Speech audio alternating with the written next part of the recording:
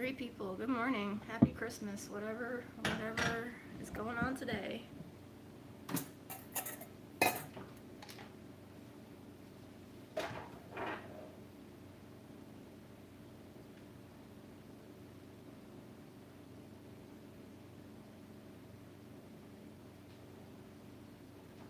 Two people. Uh-oh. All right.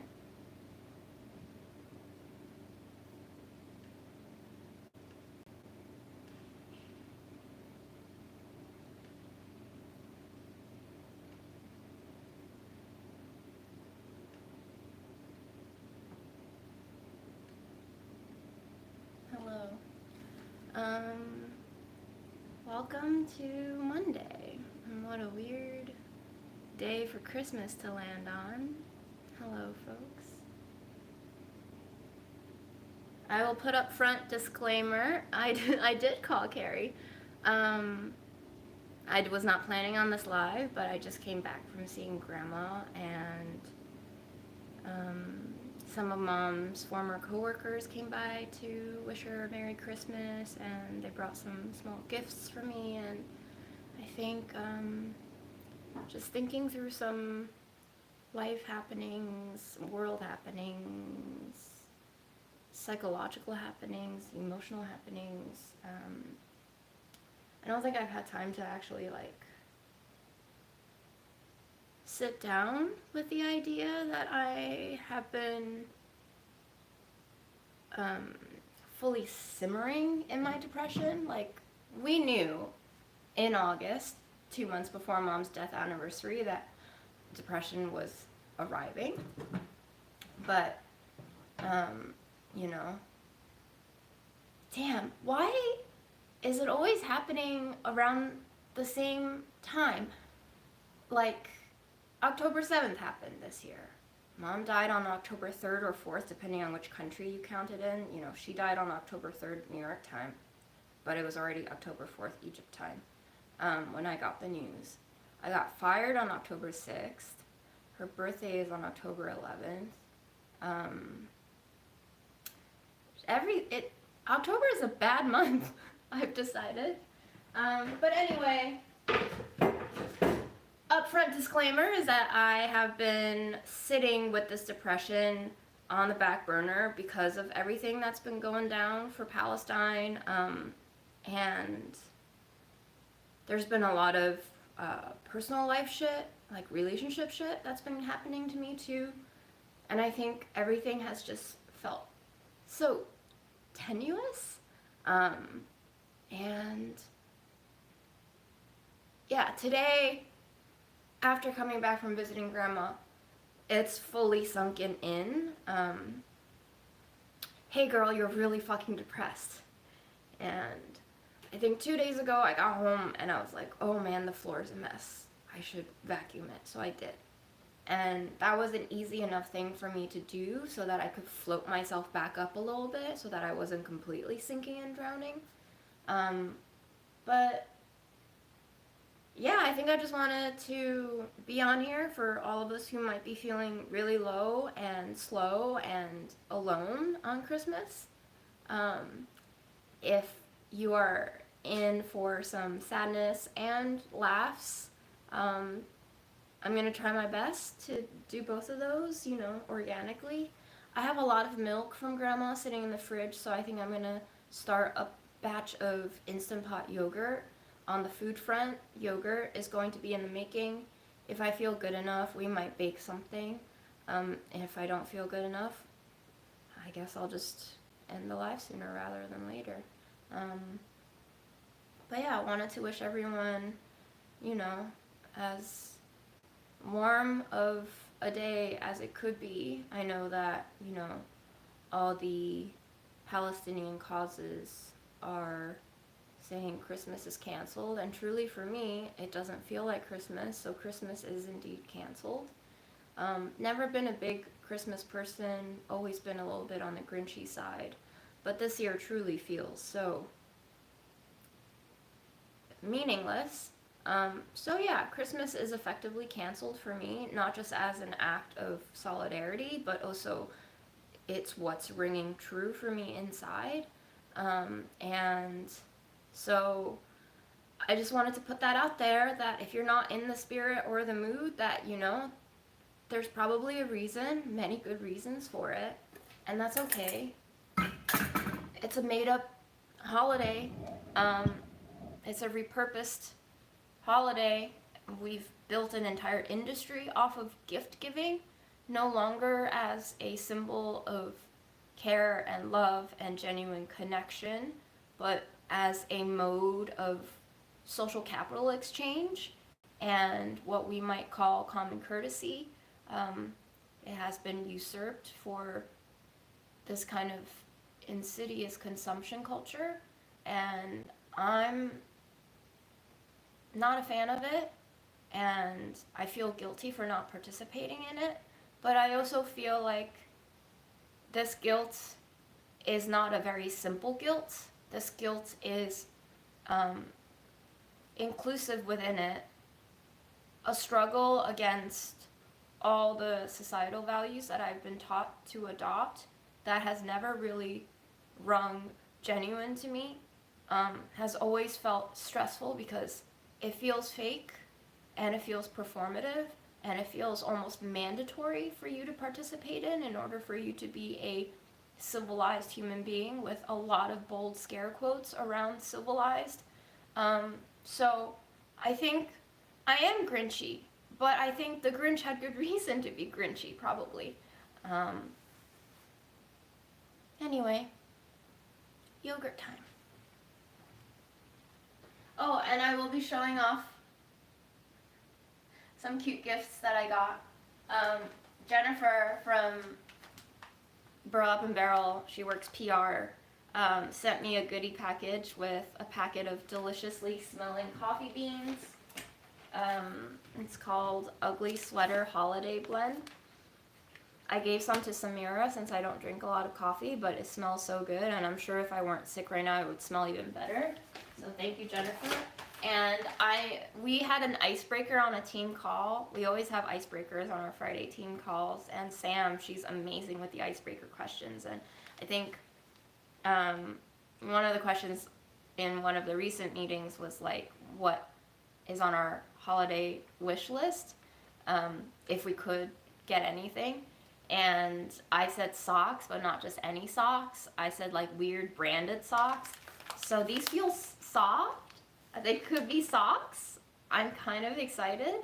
And since she works PR, maybe she got some cool brands. But we'll see. I'll open it with you.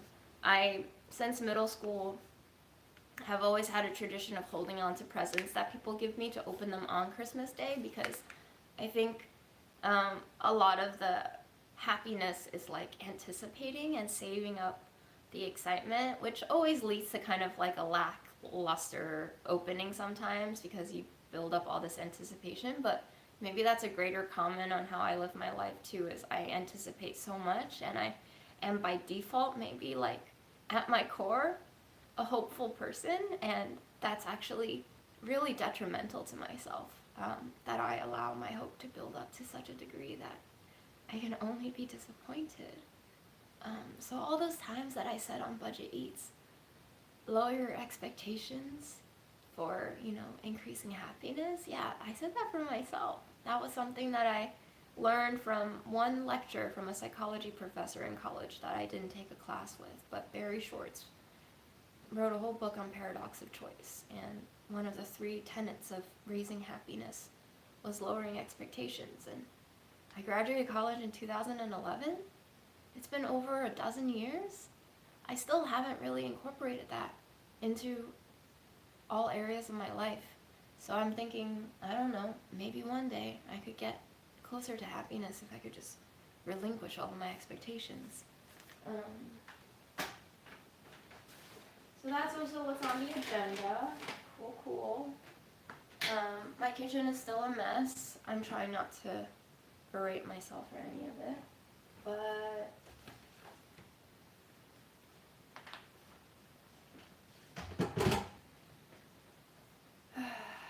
let me wash this Instant Pot.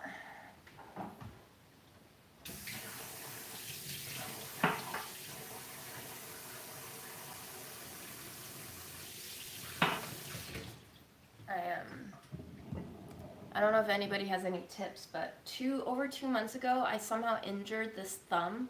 I think I might have like crushed it with a dumbbell by accident or hurt it pulling up a shoe. I'm not sure which one, but it's swollen and it still hasn't healed, and it hurts when I press down on this joint. So I doubt a doctor can do anything for it. But if you have any magical tricks and tips, let me know. I also just want to sleep and cry. I had a hard time getting out of bed today, for sure. I really didn't want to. I think on top of being sick, I didn't get a lot of good sleep, and my mental health has been dipping severely, and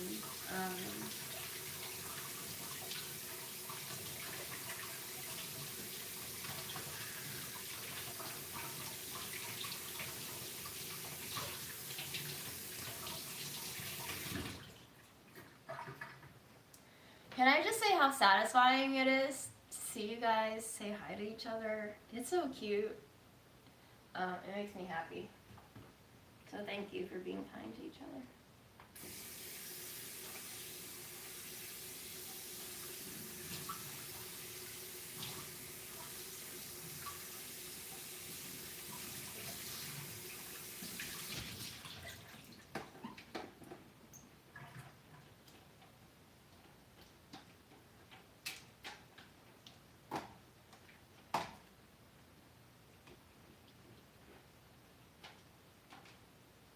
So I was talking with Erin about gift giving for the holidays, and it's always been a stress point for me because I feel like I'm really bad at giving gifts that the recipient likes, because I've always approached gift giving from a very egocentric, self-centered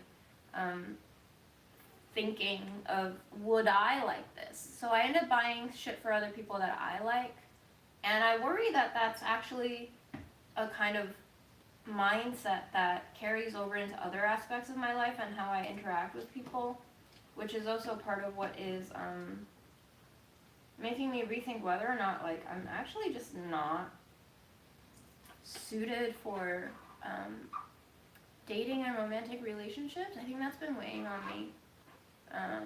And I actually just had I saw a meme on Instagram. You know how Instagram memes go. Diagnosing your mental health for you on the Explore page. It's about like various autism things and ADHD things and OCD things, and I was just like, hey, does this sound like me? Like, I just, like, I remember we used to have conversations about issues in the relationship that would be draining because we never seemed to go anywhere with them, and I would always bring them up. And he was like, yeah, confirmed, like, that's kind of why I stopped bringing things up with you. And I was like, makes sense, you know, I think that's a me thing. And then I asked what would have been the ideal scenario of responding for you, and he said, in all caps, you're doing it again, June. And I was like, yep. And then,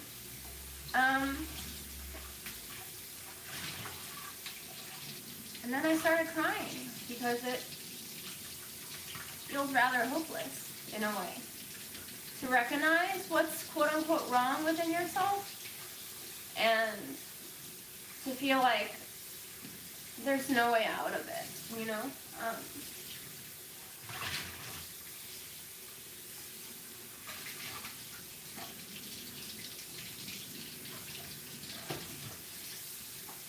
So anyway, back to the gift giving thing. I was talking with Erin a couple of days prior, and I was like, you know, for me, the ideal scenario is for me to go shopping with the person that I'm buying the gift for, and for having, like, for them to pick out something that they like. And it wouldn't even just be the act of me giving that gift to them or buying that gift to them. It would be like the concept of spending quality time together to learn about each other, and what they like in the process of buying that gift. Like, to me, that's the ideal way.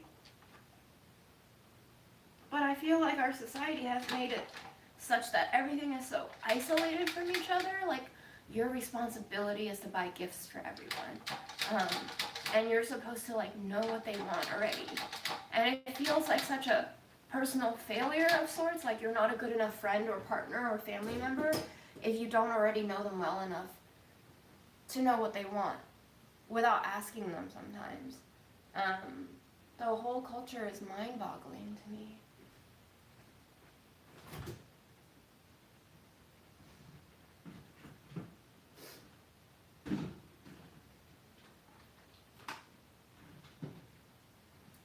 A lot of milk.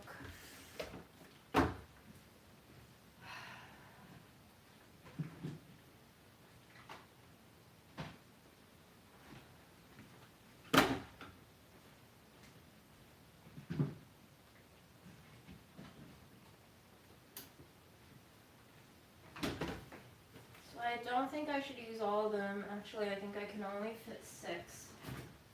So 1 is in there. Maybe we can make cake with it.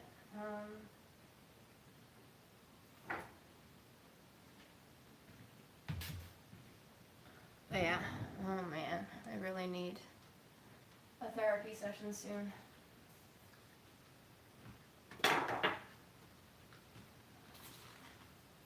Damn, Gary, that's so unfortunate. Like, the way the universe works sometimes is cruel. I mean, I'm sure you know, but yeah, it is irrational, but we just find so many patterns and connections in the nonsensical world that it becomes almost impossible to talk us out of cycles of guilt and responsibility. Do you love this? I wasn't sure if I liked it, but as with a lot of things, you grow used to it. I can find meaning in the tattoo that didn't have meaning before. That's, I guess, the gift and the curse of being a human.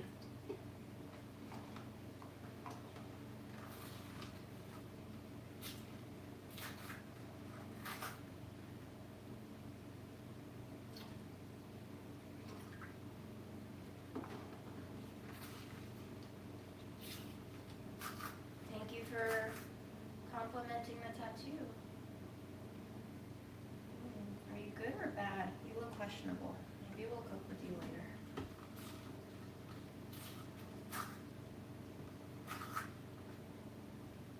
Gotta inspect Grandma's milk very carefully, because I could ruin a whole batch of yogurt with one bad carton.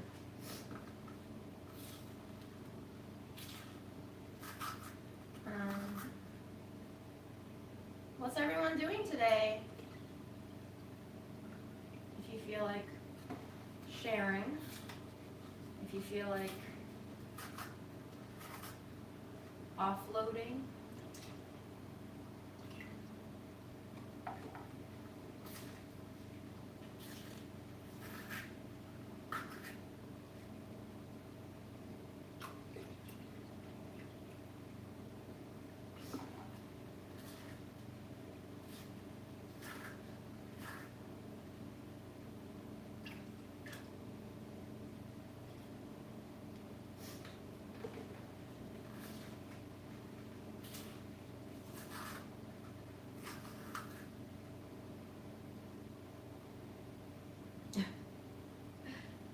You found a chat no one answered when you said good morning? What chat was it? Was it this chat?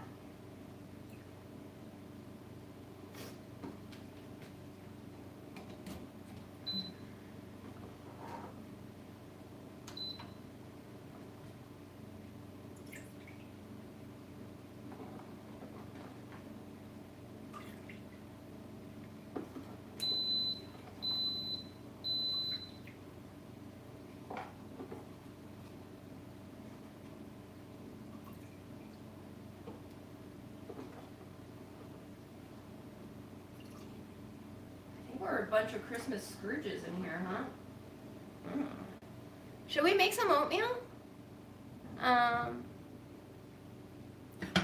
I have this milk. It doesn't smell bad, but it looks kind of separated, and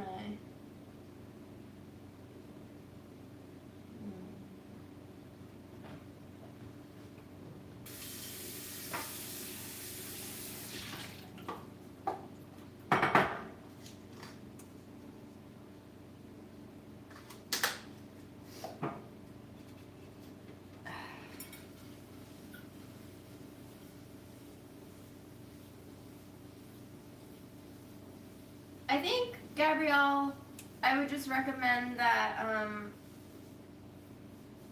I've also been practicing this too. Not everything that everyone does that hurts you was meant to hurt you. Sometimes we just all have too many things going on in a world that has way too much going on all the time. And I'm also trying to learn how to self-soothe. I'm struggling at it, and I blame myself for not being better at it. I feel like at the age of 34 I should be better at a lot of things, but I'm not. But I think as long as I'm willing to work on it until I die, I still have time. So it's very important, you know, in order for us to stay alive and not berate ourselves for everything that happens, that we learn how to be kind to ourselves. And I know it's hard that when you really want love from other people to not get it. So no easy fixes at all. But I hope you feel better.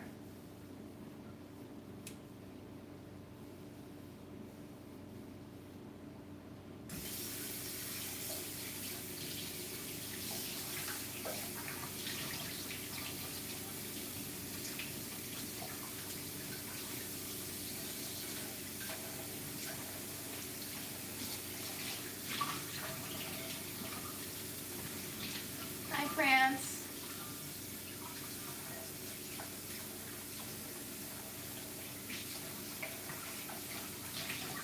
Thank you for the good end of year wishes.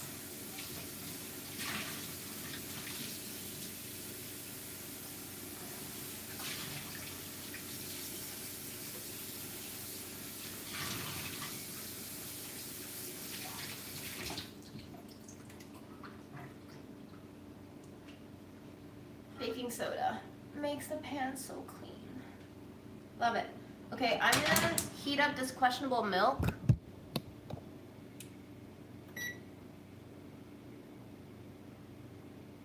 I think it's probably fine.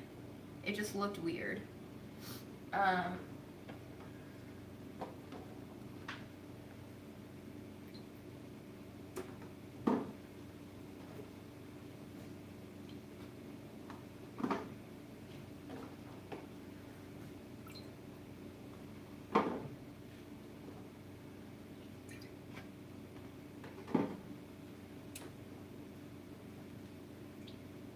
I'm going to turn the heat to low so it doesn't burn immediately.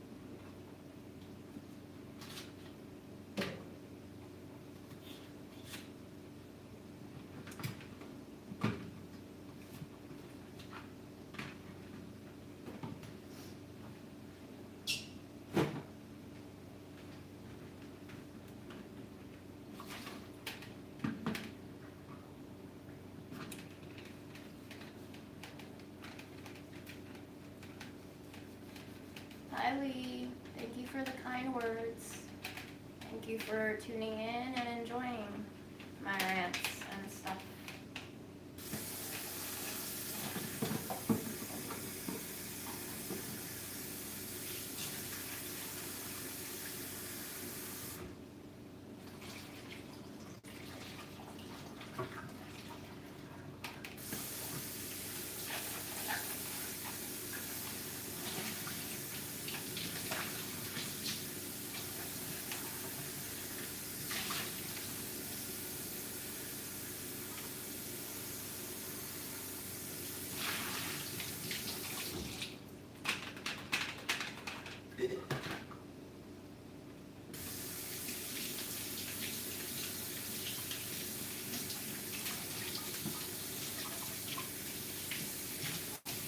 I read an idea that everyone buys a gift for themselves. One person wraps them all in newspaper and then everyone opens one and you guess who it's for. And everyone gets what they want. No money limit. Interesting. How do you decide who gets what though? If, like, is there a right answer? Everyone buys a gift for themselves. Do you end up taking your own gift back? That's interesting. You're basically giving yourself the gift, and the activity is to guess who got themselves what. And so it's like a bonding activity.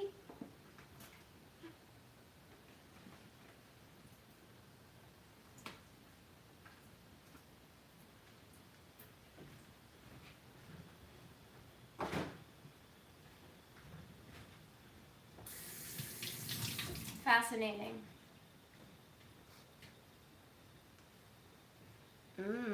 Homemade stir fry sounds amazing.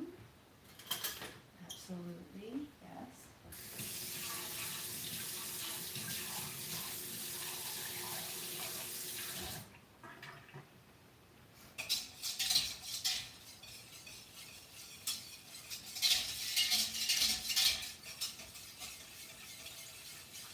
I'll be right back. I gotta go blow my nose.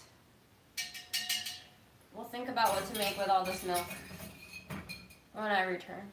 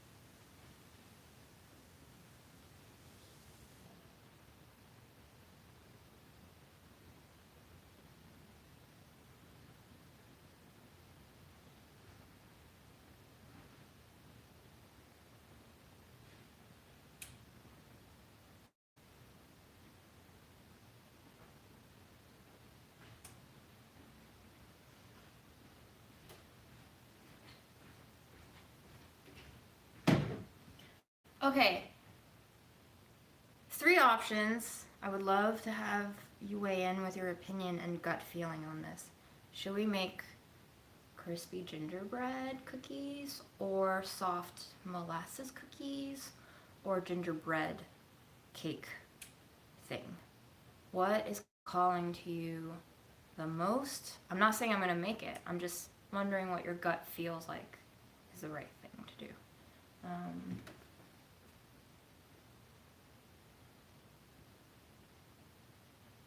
I've always enjoyed the game where everyone brings a wrapped gift and the game is to steal other people's gifts. That's White Elephant, right?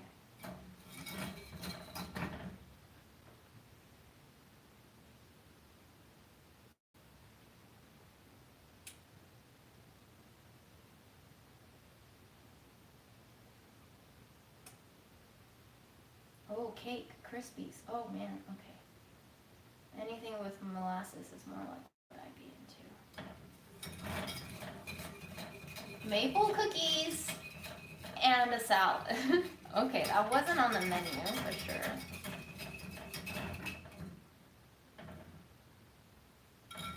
I love the smell of boiled milk. When I said that, when I was teaching abroad in China, the 2 white folks who were in the car gagged. Not like literal gagging, but they like mentally gagged and kind of literally, symbolically gagged. It really gave them the jeepers creepers, whatever you call it. But I associated with a very strong childhood memory of waking up in Tokyo, Japan, and both of my parents were not at home for some reason, and I felt so abandoned. And in the memory, I can't say it's accurate anymore, but in my reconstruction of the memory, I ran downstairs. We lived in like a small apartment building, and I found the landlady, and I was basically crying and probably told her that my parents were gone, and she took me in. And in my memory, which again might not be accurate at all, she sat me down on her table and gave me a bowl of warm milk, and her cat jumped up on the table to like sniff it. I don't know if that's real or not anymore. I've told this memory to my mom, and she told me that I basically jumbled together two separate memories of our time in Japan into one, which I found fascinating. But I think whether or not it's real, that's what stuck with me. And also, in childhood, my parents' waste not, want not mentality. Um, Whenever we would buy a jug of milk and it would start to like get closer to the best by date, and maybe even turn a little bit sour, like not taste wise, but just like smell slightly edging towards funk, they would boil it to make sure that we were cooking off any funky stuff in there. And so I've always associated it with family of sorts, maybe, and comfort.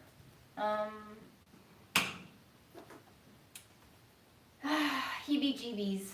Yes, heebie-jeebies. Make a cup of hot chocolate before you do anything with that milk. This is one of the few books that I kept from my college days when I cleaned out my mom's house. And unfortunately, I've been in a mood to read recently because when I'm feeling extremely anxious and depressed and stressed and sad and just like reaching the end of my rope of sorts, I find that reading things really calm me down. Reading meditation books really calm me down. And I've been reading this one chapter that I feel like is really pertinent to all of these thoughts that I've been having and experiences and emotions that I've been undergoing and trying to process all of our information from Palestine and like the kind of global shock and depression and just like damage that we've all kind of taken on. I don't remember where this part starts, but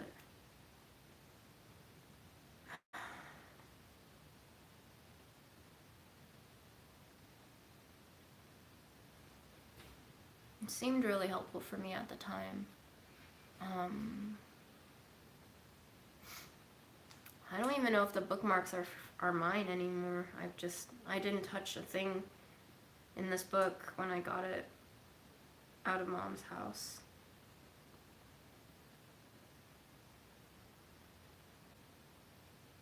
But yeah, Religion and Nothingness by Kenji or Keiji Nishitani.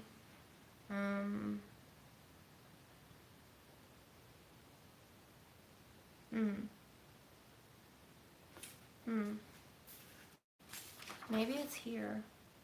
In his book, An Historian's Approach to Religion, Arnold Toynbee argues against the view that the gap between liberalism and communism represents the greatest cultural gap of our times. While the opposition between them is highly conspicuous in our day, it cannot be regarded as fundamentally determining the future course of mankind. When we look into the sources of these two movements, we find that both of them belong to the same cluster of religious ideologies stemming from Western Judaic traditions. The term Western Judaic is being used here to comprise a broad range of ideologies, including Christianity, Islam, and Judaism. The confrontation that is deep enough to determine the problems of the whole of mankind is to be seen in the gap between Budaic thought and Western Judaic thought. Here, Budaic is used to include not only the Mahayana and Hinayana traditions, but also pre-Buddhist Indian philosophy and post-Buddhist Hinduism. The gap between these two ways of thought also forms the foundation of every manner of economic and cultural opposition. Although it may not be so immediately conspicuous as the opposition between communism and liberalism, It is of greater consequence for the future of all mankind. It is the authentic question for the future history of the world. In Toynbee's view, Buddhaic thought as a whole demonstrates two characteristic features. First, the movements of nature and the cosmos are held to be cyclical. And second, that which rules over the cosmos and the world of man is conceived of as an impersonal order, dharma. This is the outlook that determines the view of nature and history found in Buddhaic thought. In contrast, according to the view of history of Western Judaic thought, historical time is linear, and the whole process is ruled over by a personal being. History is basically characterized as something that can be determined and given meaning to by intellect and will.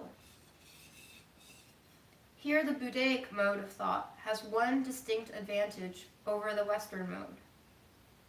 The former contains the possibility of going beyond the self-centeredness that is innate, not only in man, but in all living things. I'm going to say that again after I see if this is actually heating up. Okay, I guess it is, just very slowly. Very, very slowly. Here, the Buddhaic mode of thought has one distinct advantage over the Western mode. The former, the Buddhaic mode, contains the possibility of going beyond the self-centeredness that is innate not only in man but in all living things. To think that the rhythms of the cosmos are cyclic, or that the cosmos and the human world fall under the control of impersonal order, is to look at things from an angle that puts the stress on the universal rather than the particular of each individual thing. Toynbee interprets this as a standpoint in which the individual is one way or another dissolved into the universal. And this is how it gets beyond self-centeredness. But in exchange, on this standpoint, history is withal robbed of its significance. For in a world where everything is reduced to the standpoint of the universal, nothing essentially new can occur. The same things just go on repeating themselves in a circular motion of the same universal entities. On the other hand, to the Western Judaic way of thinking, the history of the world of man is taken to be similar to the rhythms of the individual human life. Like a drama, it has its beginning, develops according to a certain plot, and draws to its close. In its course, all sorts of dramatic crises come and go with all sorts of ups and downs, but somewhere the plot eventually comes to an end. When history is conceived of in terms of such a drama or individual career, the controlling factor is the will. The divine itself is conceived of in this regard as a personal God whose will rules over all of history. And likewise, every individual person moving through the world drama does so by means of will and the variety of other personal forces. History is here set up as something that contains meaning within itself. But in exchange, given this standpoint, the self-centeredness of man casts its shadow over everything. Trying to elude this shadow is in vain. A remarkably clear illustration of this is the way that the religion of Israel is bound up with the consciousness of being a divine elect. Of course, within the religion of Israel, the self-centeredness of man as one who stands before God is to be rejected as sin. But men who have cast aside their self-centeredness before God, obeying him wholeheartedly and following his will compliantly, thereby regain a consciousness in their relationship to other men of being a chosen people. In short, self-centeredness appears once again, only this time on a higher plane, as the will of self backed up by the will of God. Although this standpoint of the will first enabled the world to be furnished with a meaning, the standpoint never surpassed its initial self-centeredness. This, in rough outline, is Toynbee's thesis, and it seems to me to put its finger on the core of the matter. History is essentially bound up with the fact that the self, here described as self-centered, comes to act from within itself, in a certain sense, as a personality. This is in contrast to the world of nature. That being so, what kind of significance does history come to possess when seen from the standpoint of religion? Human self-centeredness is a permanent fixture in the religions of the West. Once negated, it reappears, as in the guise of God's chosen people. Lurking beneath the concept of a divine elect is a direct projection onto God of the wish of the Jewish people that God be severe in his judgment with other peoples. Projected onto God is the unconscious demand of the self to condemn other people. Crudely put, what we have here is a ressentiment come forth in the guise of a self-centeredness that has passed through God so as to become religious. Complete self-abandonment and wholehearted humility toward God turns around of its own accord and lays the cornerstone of a superiority complex of the self vis-a-vis other men. And not only at the sort of pre-reflective and pre-voluntary level that depth psychology speaks of. Be that as it may, we cannot but feel that in spite of any religious self-denial directed against self-centeredness, the roots of self-centeredness remain deeply entrenched. It is at that point that an unconscious reaction takes over to invert this self-denial back into an unconsciously disguised self-centeredness. This point has borne the brunt attacks by a number of modern critics of Christianity, in particular by Feuerbach and Nietzsche. The fact that the possibility remains for such a reaction or inversion that to go unchallenged, for the roots of self-centeredness to be left intact as an unconscious force, points to a certain lack of transparency in the self-illumination that is quintessential to the self of man. The self remains opaque and not yet penetrated to its core. In Buddhist terminology, the self still leaves the basic avidya, the darkness of ignorance, intact as the root of the self. I'm going to read that again. In Buddhist terminology, the self still leaves the basic darkness of ignorance intact as the root of self. If therefore it be true that history can be endowed with meaning only from a standpoint of the self or the so-called subjectivity that, even when equipped with the lofty name of personality, cannot fail to imply the character of a self-centeredness, then it will also be the case that history is essentially a world of existence charged with that darkness of ignorance, and hence also tied to the standpoint of karma and the fruits of karma. This state of affairs is a constant companion of history, following it like a shadow.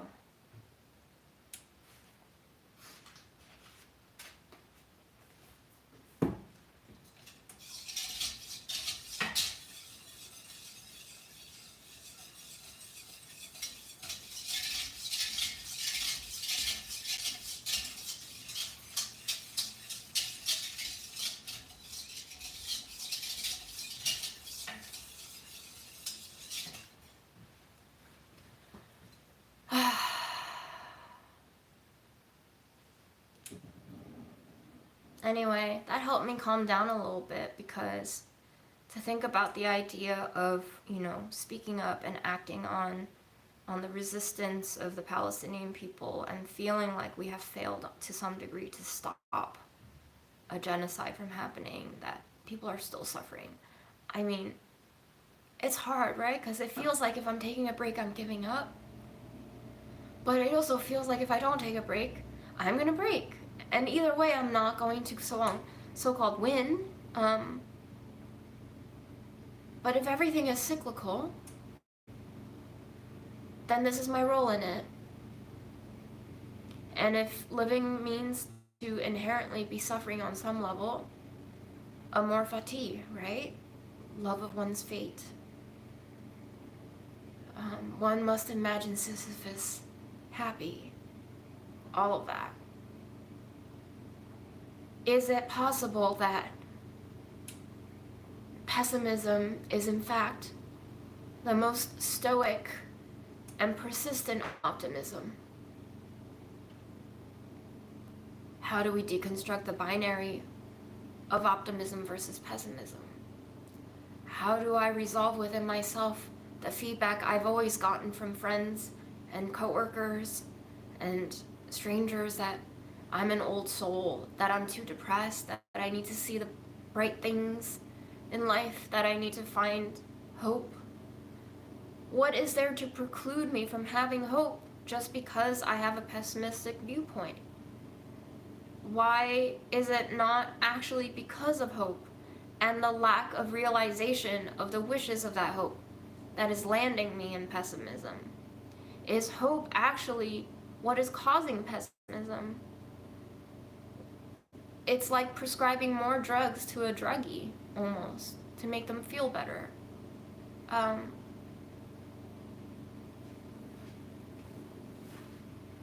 This is the book.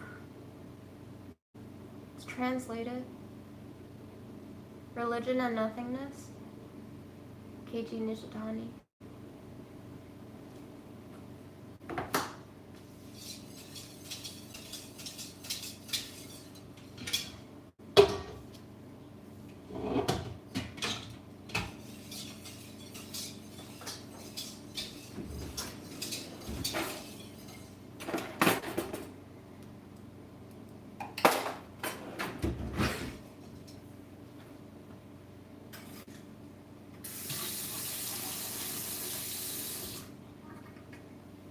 And so I think when I meet people who tell me that I'm too dark, that's where my mind goes.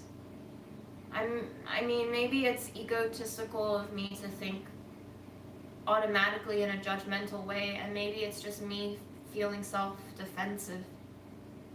But my mind goes straight to, what do you mean? Can't you see?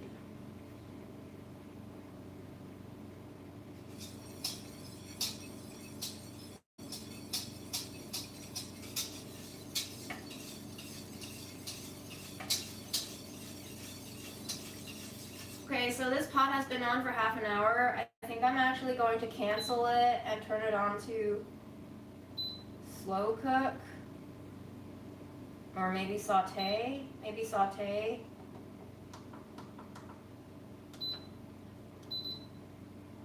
No. Yes.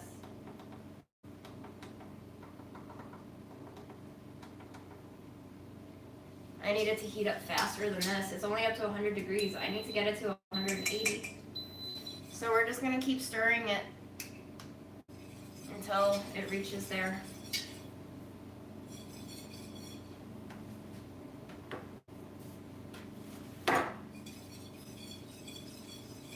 Thanks, Gary, for repeating that title.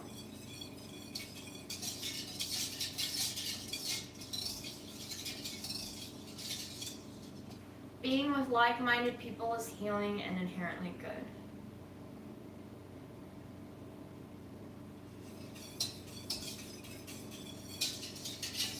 Lee says, one thing I'd like to say is that all cultures, religions, and rules and regulations are based on mental constructs, not on physical reality. The difference between a thing and what we name it.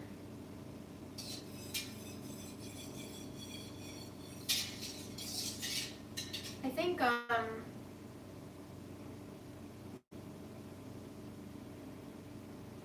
what do you guys think about being in a relationship with someone who fundamentally doesn't see the world the way you do? Is that workable? Or is that just asking for heartbreak?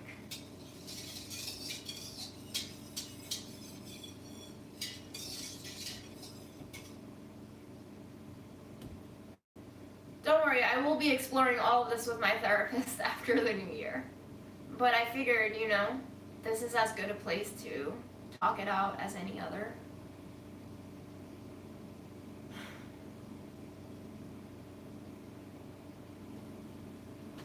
And it's always fun to get different perspectives, especially for people who aren't indebted to me or in a transactional relationship with me.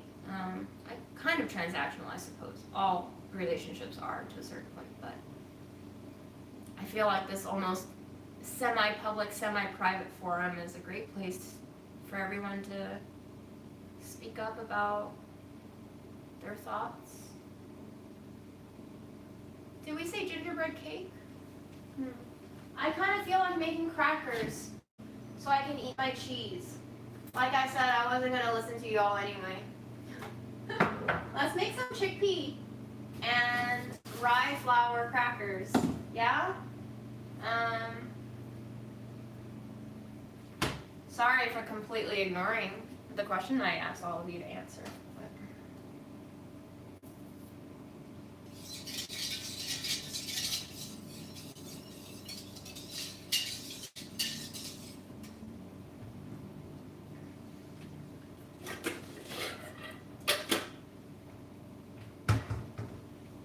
I think it's really interesting too that like some people are more likely to be triggered by the way that I think and others aren't. And I think their responses to my viewpoint and how they digest or internalize or reject my perspective is more important than our agreement or disagreement.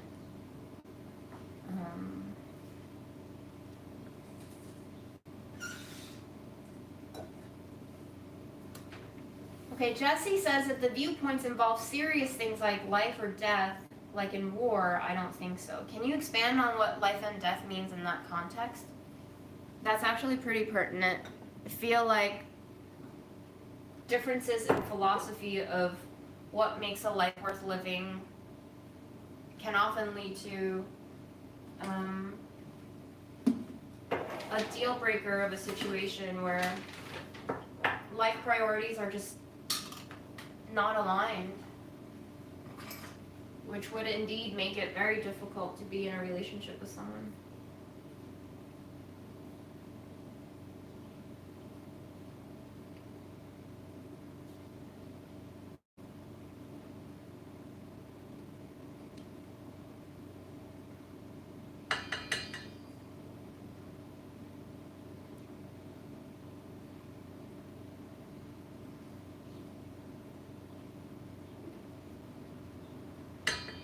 And 60 grams of chickpea flour, about 2 cups. Someone told me that black seed oil can be good for long COVID, and I looked it up, and black seed is basically Nigella. I don't have black seed oil, but I do have Nigella, and I have been thinking that maybe I can make some turmeric Nigella crackers. What do y'all think? What else should go in here?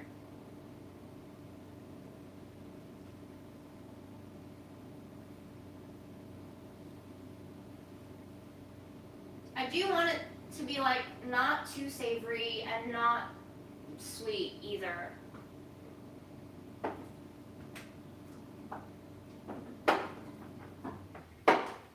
BRB, I have to go find my Nigella seed.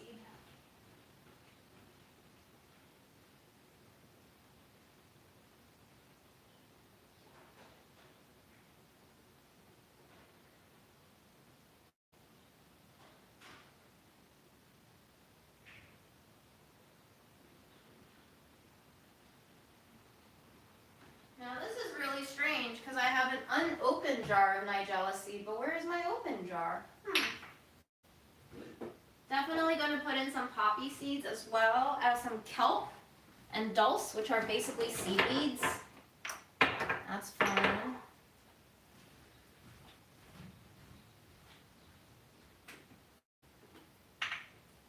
Huh. I wonder what happened to my unopened jar of Nigella. Strange. Very strange. Interesting. Did I just organize this so poorly that I can't? Oh yeah, I did. Found it. Sorry, don't mind me.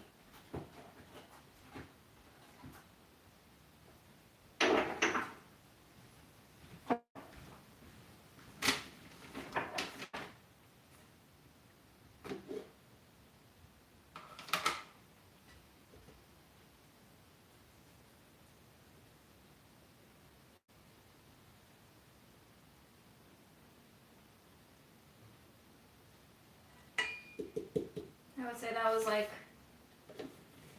2/3 cup of rye.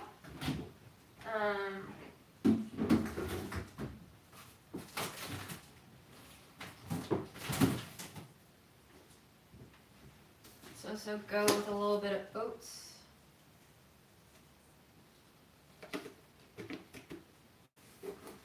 So 3 cups of dries, 3 cups of flours. We should also put some sesame seeds in there, all the seeds, and chia seeds. I wish I had flax, but I don't.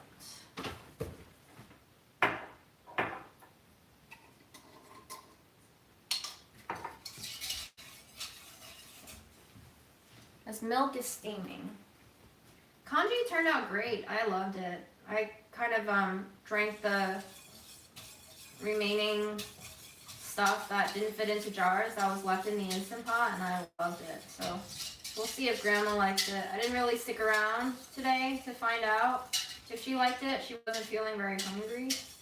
We're at 150. The milk is steaming. I'm going to set a timer for 3 minutes. I think that's all it'll take. In the meantime, we're going to go in with stuff. I'm going to do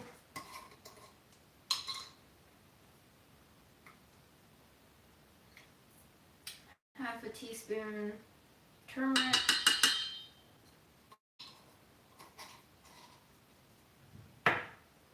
let's go in with a lot of nigella. I'm going to do a tablespoon maybe.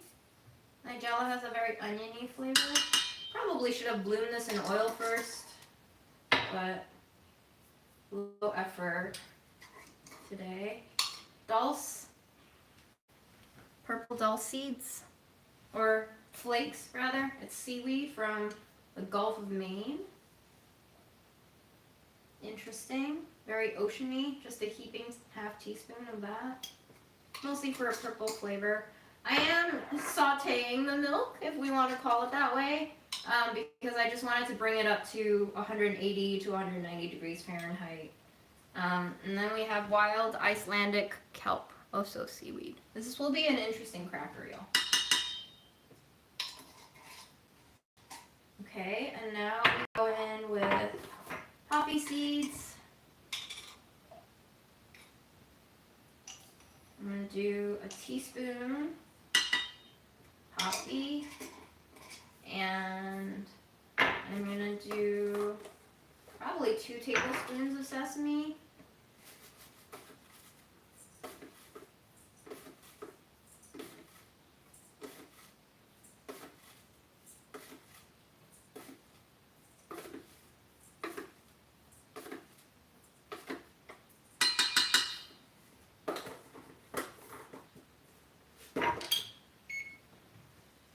I'm probably going to add some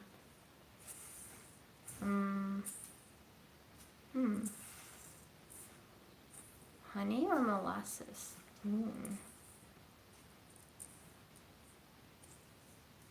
Maybe just sugar. Maybe not too many flavors in here. Sugar and salt for sure. Let's add in some baking powder.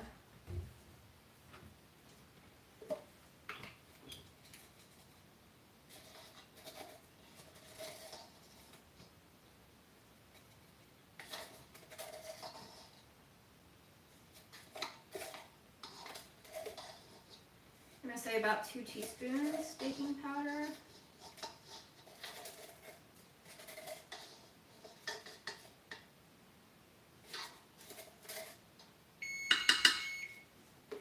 There goes our timer. I also want a little bit of baking soda. It's like a 1/4 teaspoon.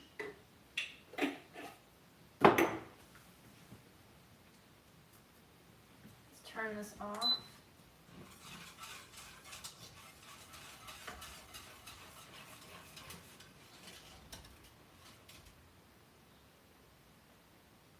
Yep, we're up to temp.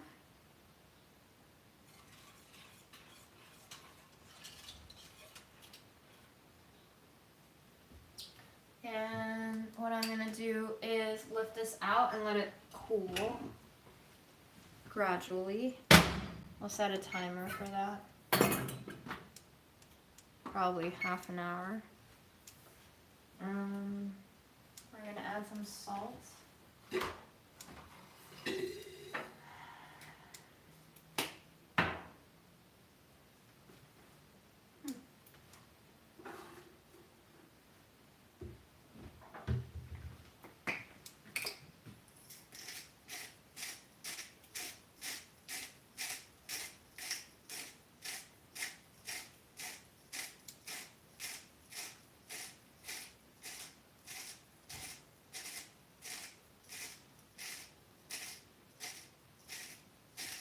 I'm not sure what's going on with the first part of the live, Karen, but I have been having a lot of tech issues, so, yeah,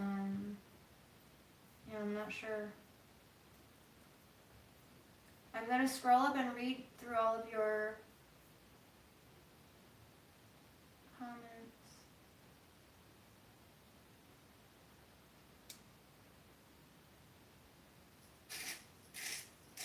People don't like their realities and perspectives. Yeah, same. Guilty.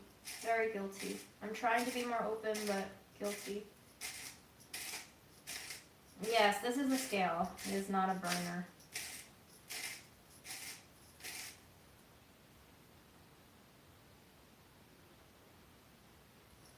Ah, okay. Going back to Jesse's point about life and death and war, I imagine like a family in Ukraine who is debating fight or versus surrender. If your partner wanted to surrender but you wanted to fight, this would put immense strain on the relationship. Same, yes, agreed.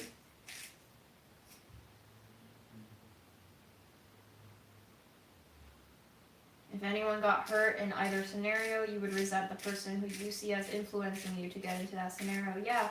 This is, again, like, we have to make decisions for ourselves. We can't blame our partners for making the wrong decision.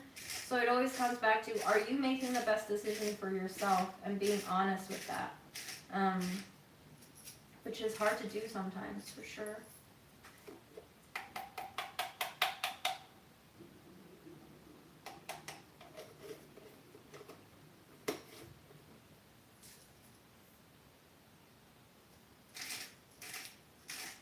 I would love to have another tattoo. In fact, I'm talking with an artist, but I don't think they really responded yet. They just told me that nobody claimed the design that I wanted yet. And then when I responded, it seems like they're going to take a few days.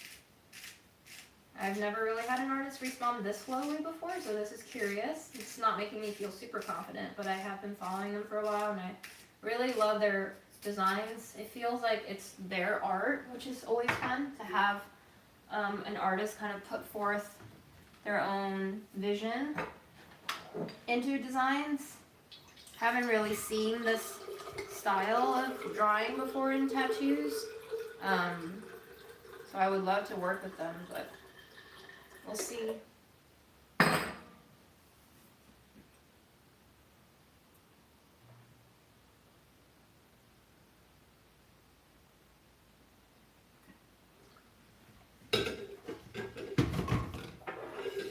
Oh, did I put in chia? I don't think I put in chia. Let's put in a teaspoon and a half of chia. And next to go in is sugar.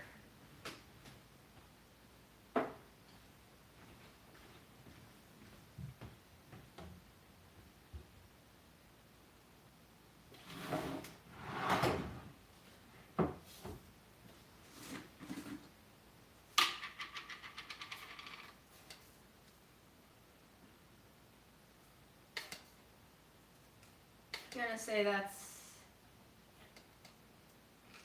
maybe 3 tablespoons of sugar.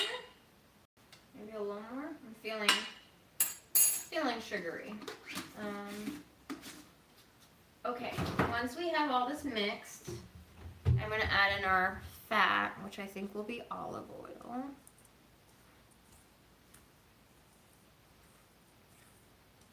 It's gonna be a very multi-grainy cracker, that's for sure. Okay, your vote now. Oats or no? Yes or no on oats?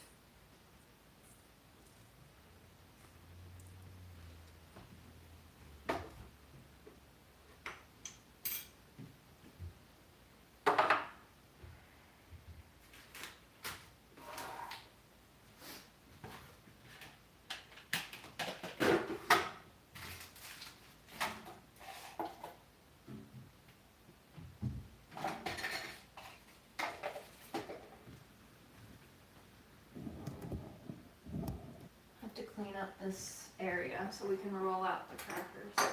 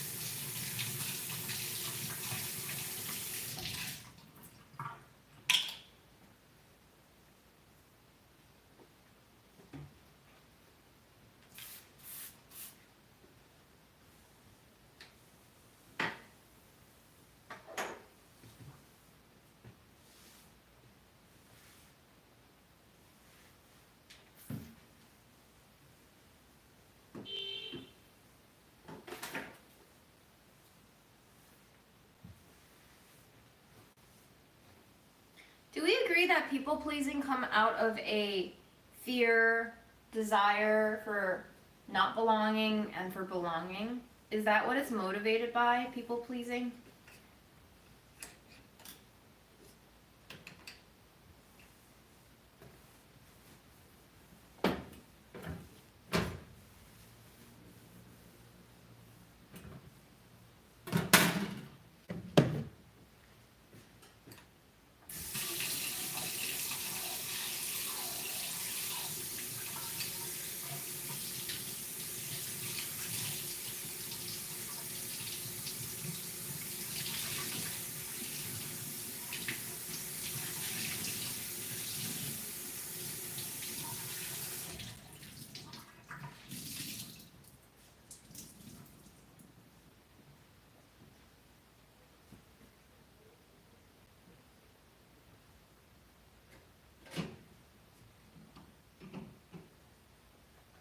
The sticker packets on my fridge. My friend Nez gave me one of them that are all just like, suck it up, get shit done, badass bitch, festive as fuck, kick some ass, make shit happen, fucking celebrate, exclamation mark, exclamation mark, exclamation mark. And then another collection that's from like the last time I visited China.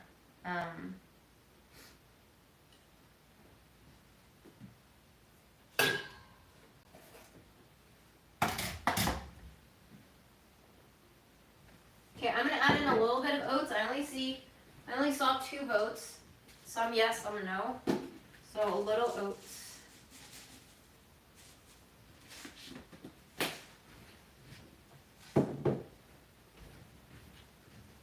Now, we're gonna make a shit ton of cracker dough. Olive oil first. I think we're gonna start with a 1/4 cup.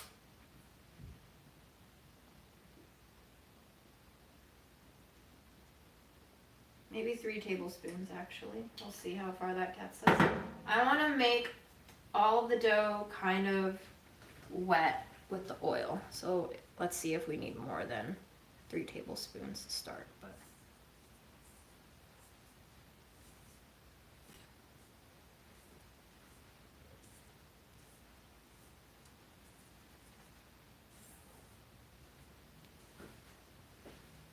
I think so. Treat yourself.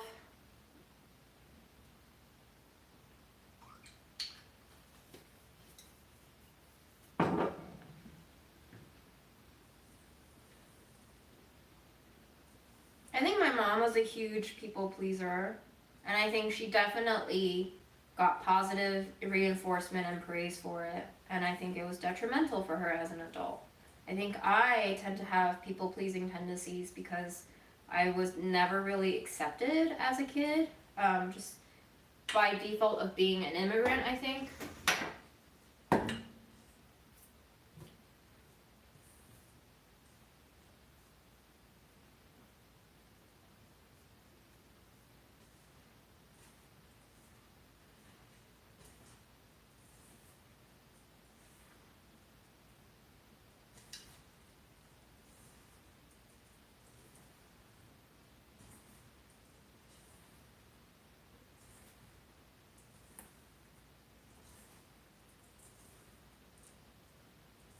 this feels good.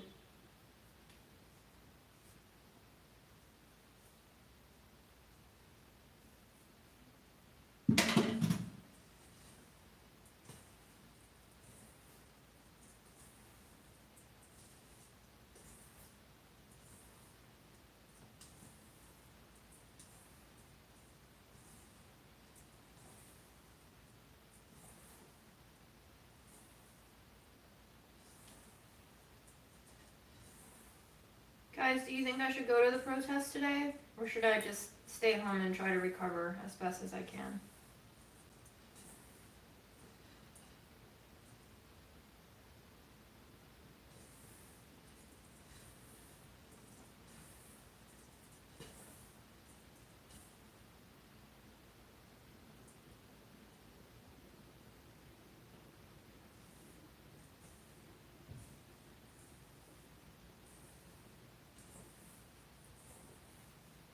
People pleasing is different in Chinese culture. Ooh, can you explain, Violet? I'm curious.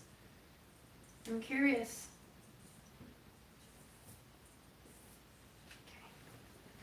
So this is our dough with just olive oil in it.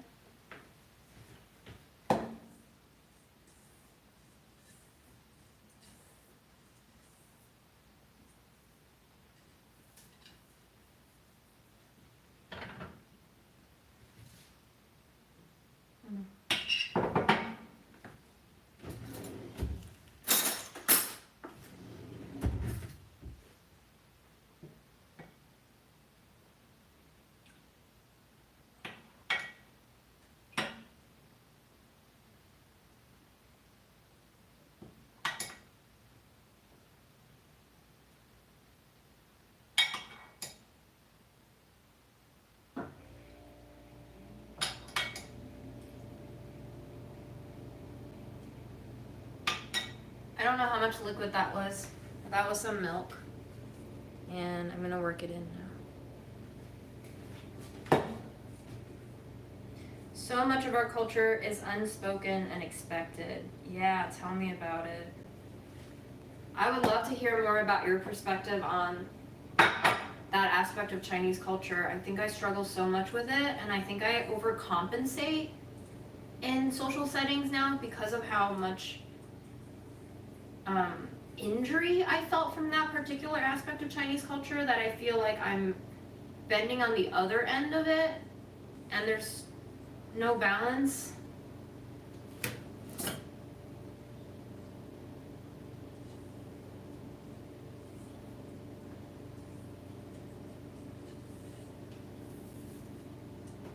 Being raised in America is polar opposite. Say more. This is very intriguing for me. I feel like I've been struggling with this forever. Finding the middle ground where I please neither party, neither culture, neither Chinese nor American.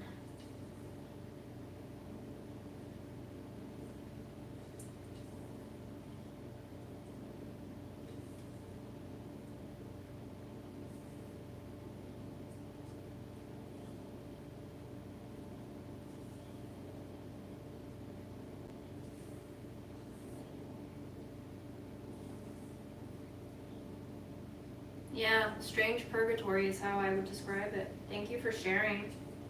Happy to hear more, but also grateful to have what you've already said out there. Echoes pretty intensely with me.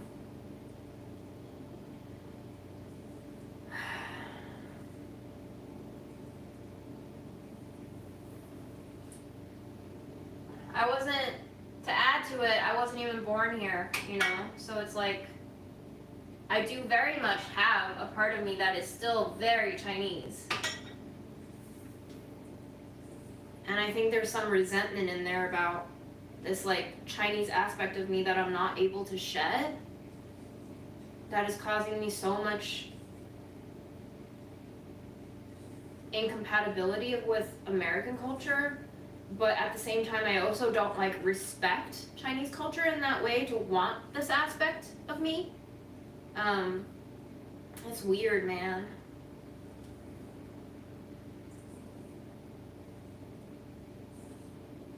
And to be fair, Chinese people still call Americans foreigners even when they're in America, which is always like hilarious to me. The way that Chinese people perceive of who's foreign. I feel like Chinese people never grow out of China, even if they are in diaspora.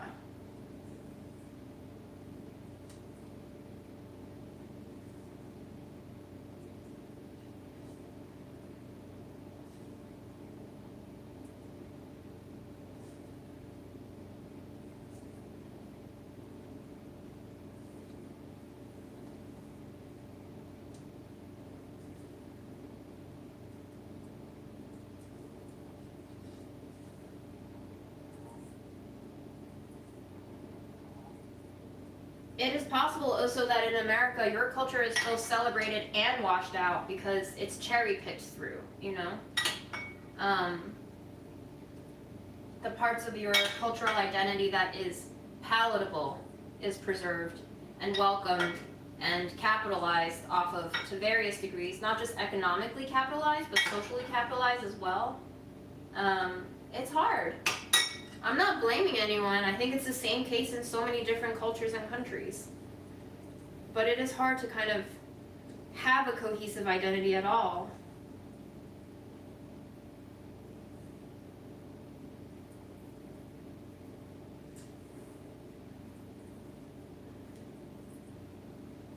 Definitely too much cracker dough in one small, medium mixing bowl.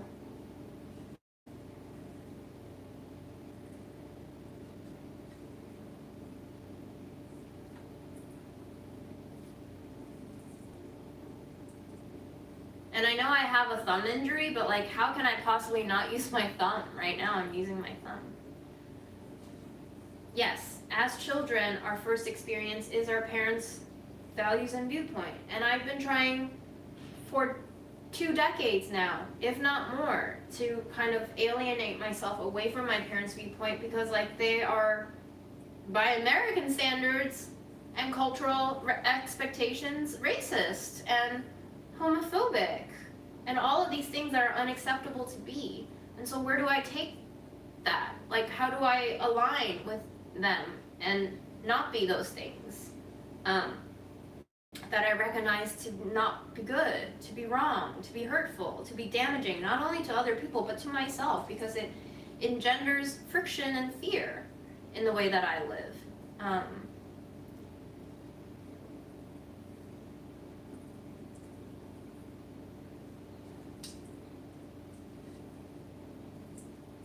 What do you mean that Chinese people are steadfast and foundational? I would love to hear more about what that means.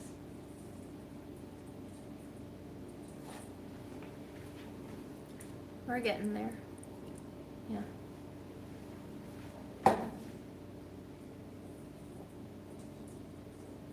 I think Chinese American is a distinct identity from either Chinese or American. Absolutely. There are a lot of conflicting cultural beliefs that live inside each of us. Yes.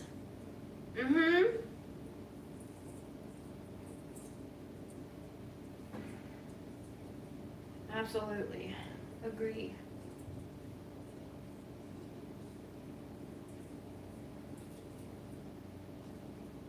All right, it is time. This dough feels like the right consistency, or at least wetness, and I want to taste the scraps that remain on my fingers. You are the child that teaches them and stands for good. This is how parents and grandparents change. I don't know if I can change them though, unfortunately. Certainly, I think my mom was starting to open up to my perspective, or at least tolerate it, before she died.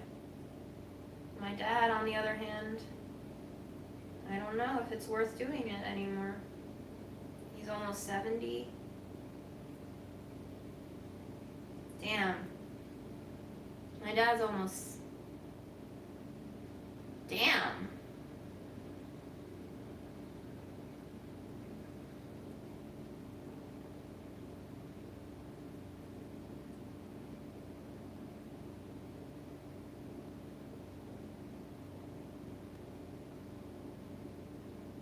Do you also think that for people who have experience the death of a parent, that the way they navigate life in the world fundamentally is different from those who haven't? This is something that I've been wondering about lately.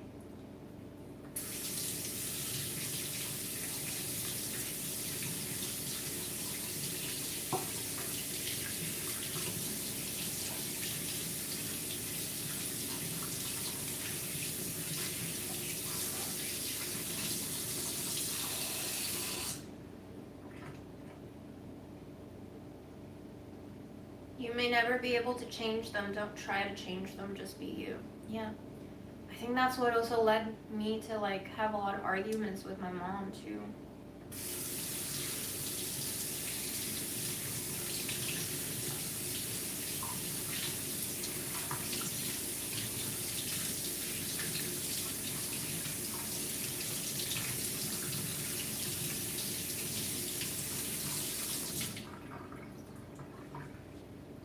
I think I want some black pepper in these crackers. And also a little more salt.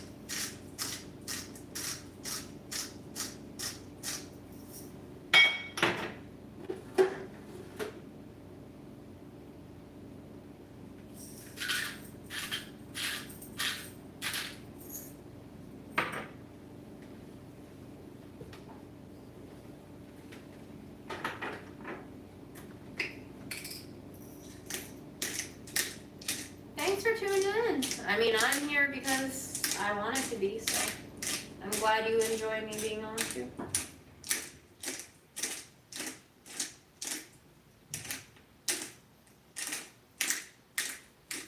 A lot of black pepper, I guess.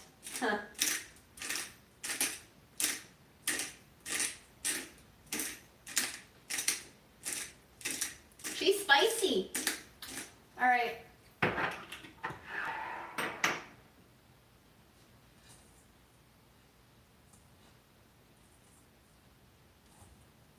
I do wish I put wheat bran in here.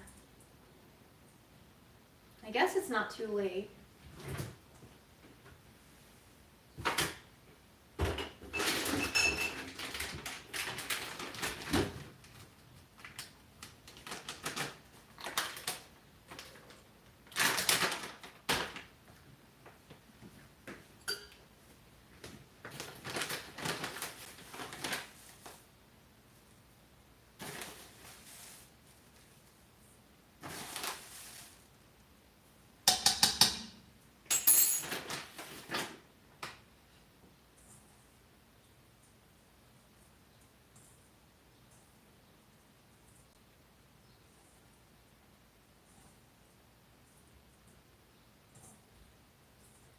I'm gonna enjoy eating this with cheese so much. I hope they don't burn. That would make me very sad.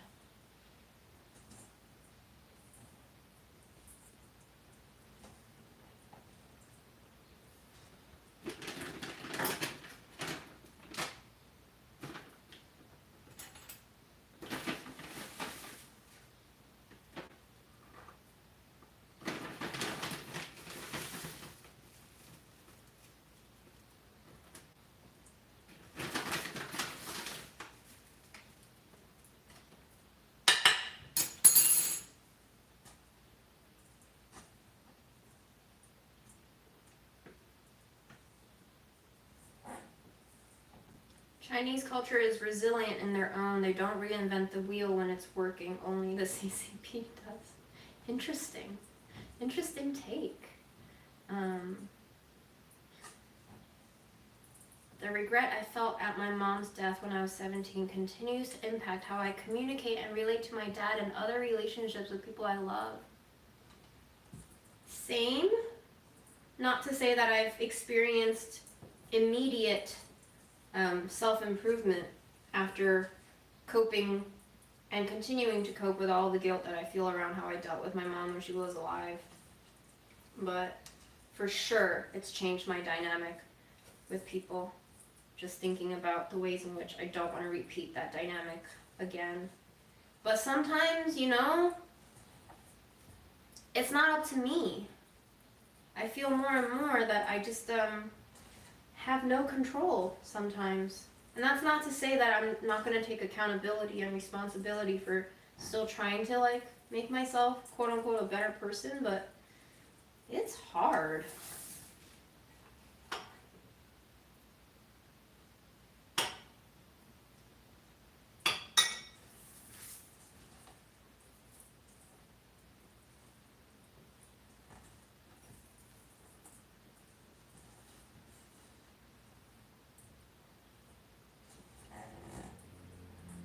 Watching your mom die for 2 years. Damn, that sounds so hard. We love you back too, as far as internet strangers can. I appreciate you. I appreciate how kind you guys are to each other for people who don't really know each other. I appreciate that we can share thoughts. As artificial as this medium might seem, sometimes I find a way of expression and communication and connection here that I can't really find in almost most other aspects and areas of life. So it's quite miraculous that our technologies have brought us this way of connecting with absolute strangers. Mind-boggling, and it feels unreal, and it kind of is unreal, but I'm still thankful for it.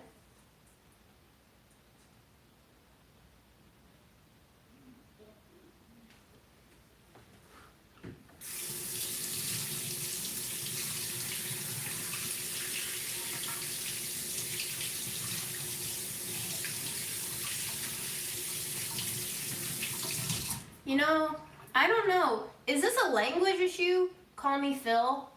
Because I can't say that I understand exactly what you mean when you say American Asians do not have discernment for their roots, but themselves first. Oh, I get it. Individualism, right? In another way.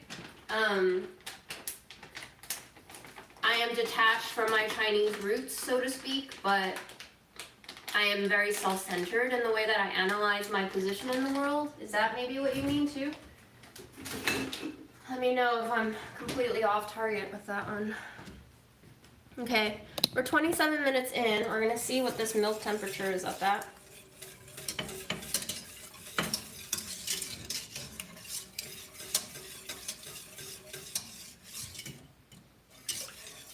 $130. So I think we're gonna need 140. Okay, we're gonna need quite a bit of time here. Maybe up to 20 more minutes.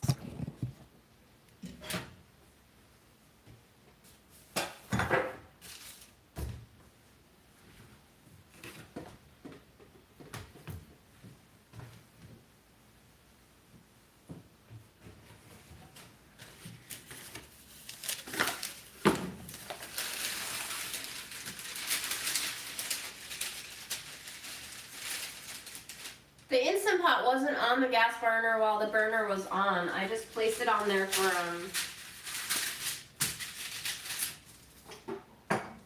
cooling purposes. Nothing on that stove was on. No, you're anxious, Gary. I feel you. Thank you for looking out. I appreciate it.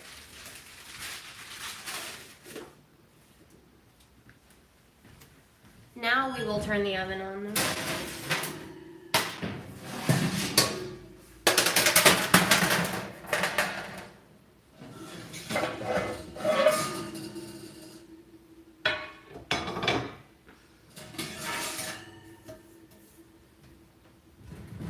I think I'm going to also try to roast some peanuts while the oven is on.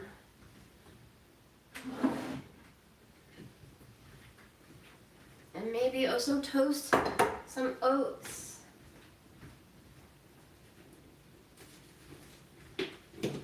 Roast peanuts, toast oats.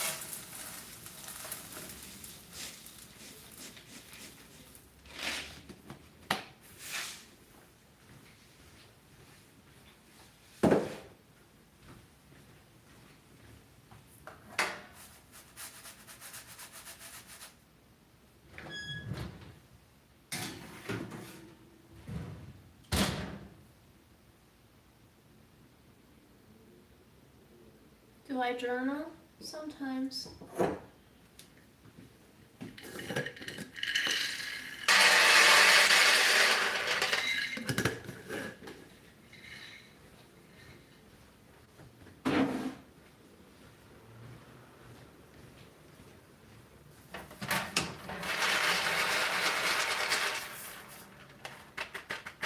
We're going to dampen this with a little bit of water and salt it.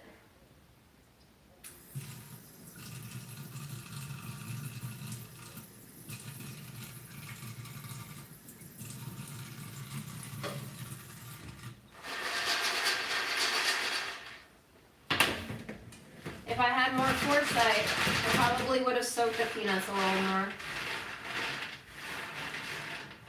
Totes! Oh my gosh, totes would be such a good trademark. If we were capitalists, somebody would be trademarking that shit right now.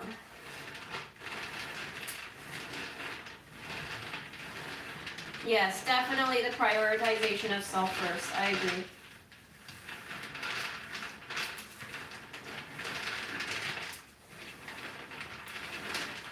Thank you for sharing that cute story, Travels with Blind Cane. Yeah, it's nice. It's nice to feel like other people can connect, especially on the internet.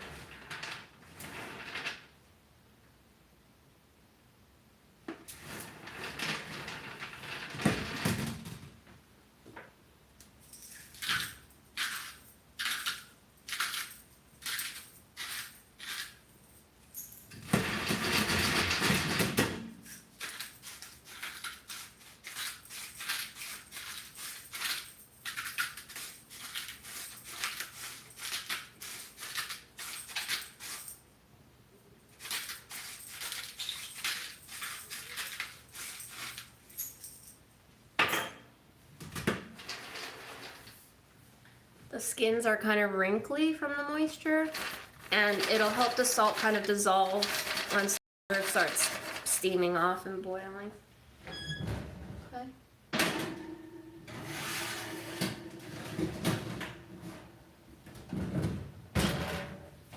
Now we roll out some cracker dough.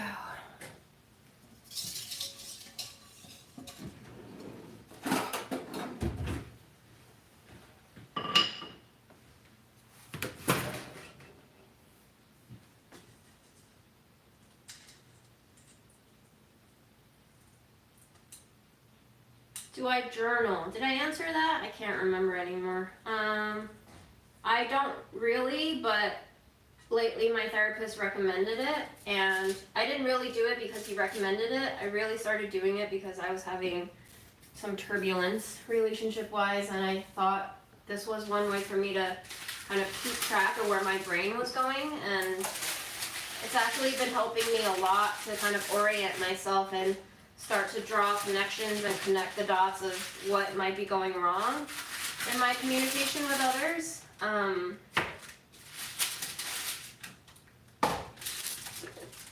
can be quite blind, as much as I don't like to think about that.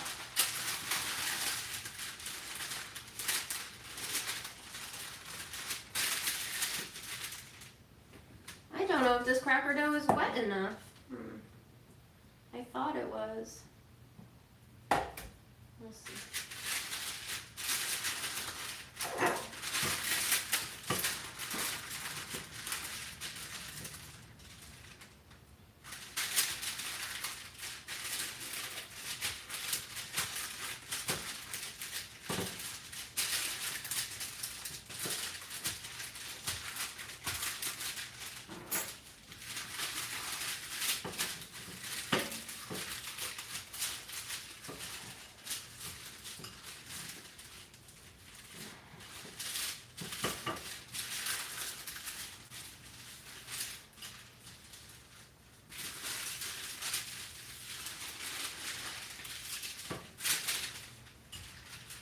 Yeah, I might need to make this dough even wetter. Whoops.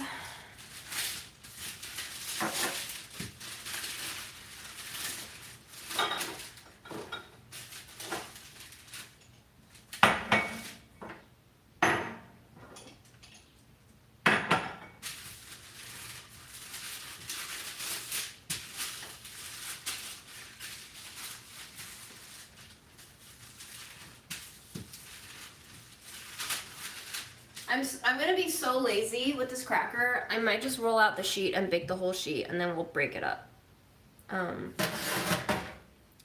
Because I'm tired.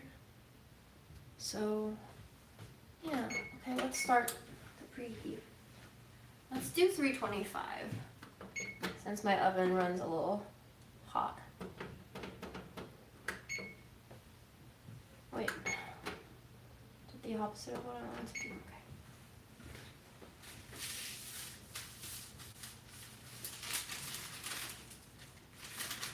And you know what? It's a dry cracker. I'm just gonna let it be a dry cracker.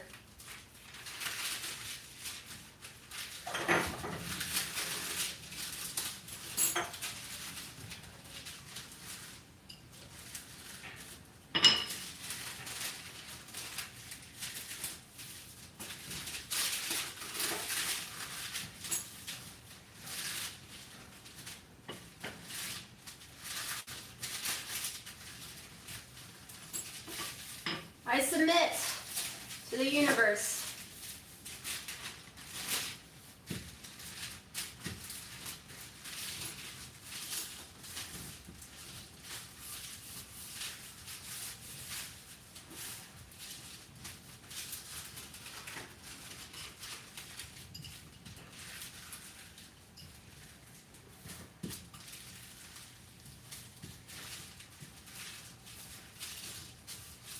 Dry cracker means less baking time.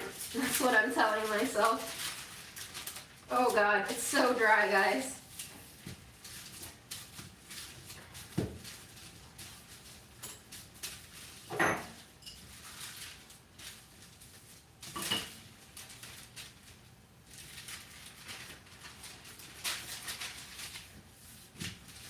Could I make this a better cracker?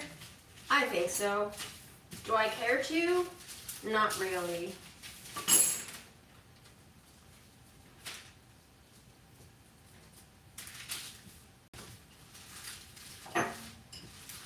The relationship between could I and will I is fascinating.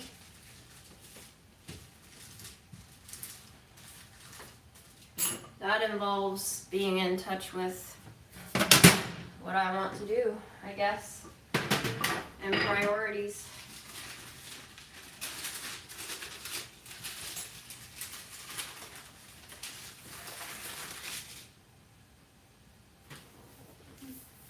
So crackly. It basically segregated itself.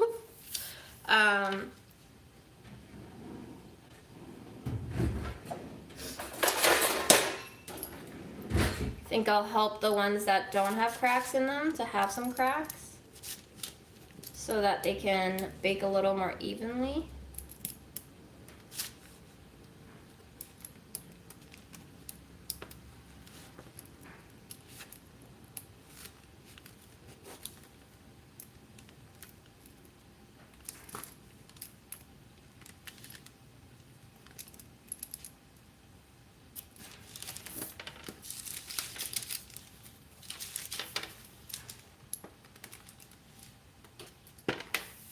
Strange. Expect nothing less for Christmas.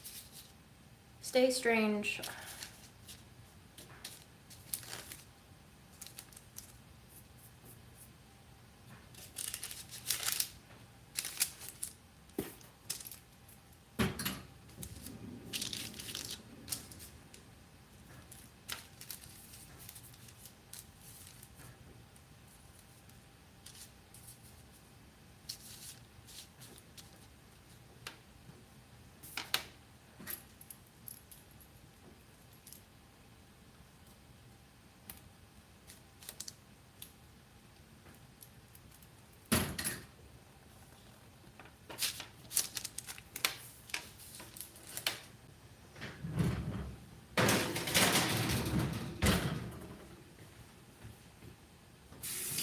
Happy birthday!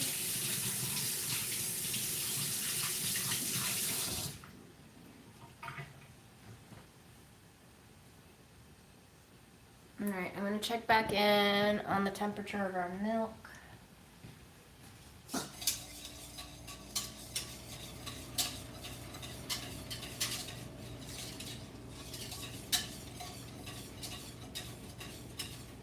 Damn, still 1:30, huh?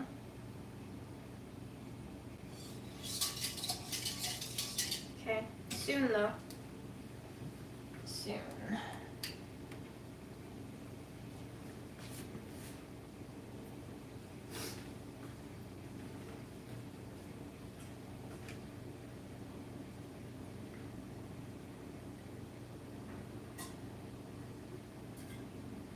Yeah, Aaron is not in Queens anymore.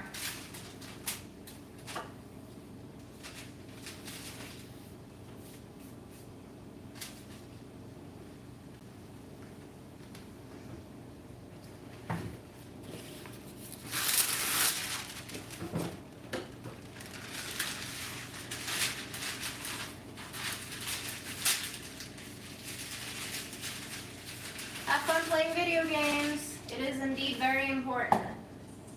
I hope you enjoy.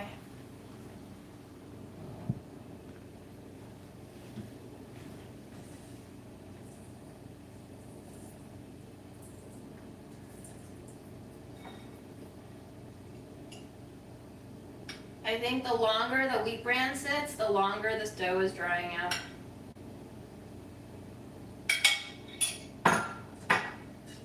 Or the more this dough is drying out, I should say. Woof. My English, my language, my brain.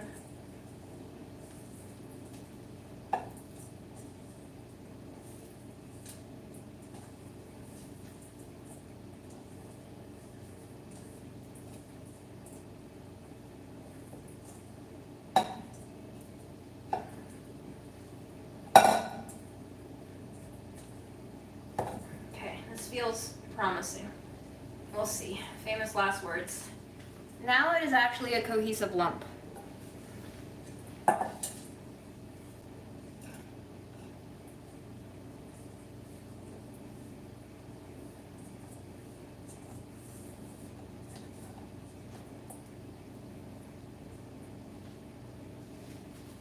All it took was 2 tablespoons of milk, y'all.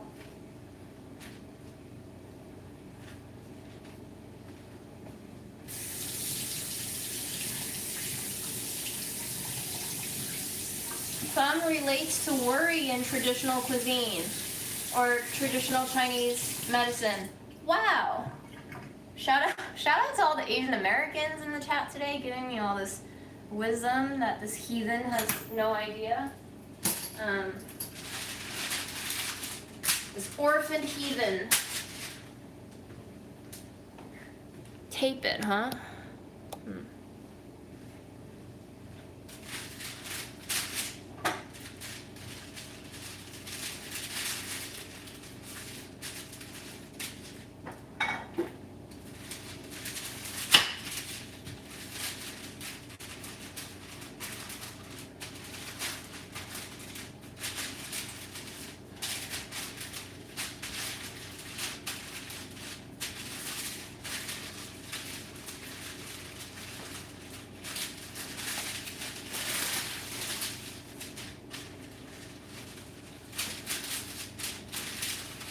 This will be an interesting experiment to see wetter cracker dough results in terms of final texture and drier cracker dough results.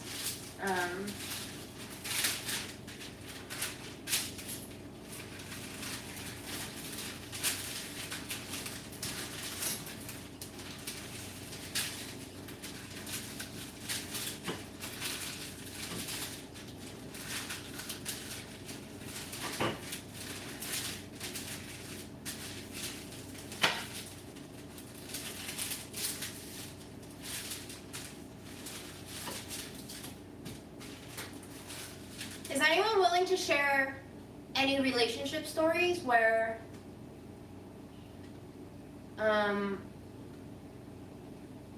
they persisted in the relationship even knowing that there were seemingly foundational incompatibilities or differences, and what the result of that was, and maybe the evolution of how that relationship unfolded, developed, maybe the evolution of yourself and your viewpoints on relationships through that experience. Very curious.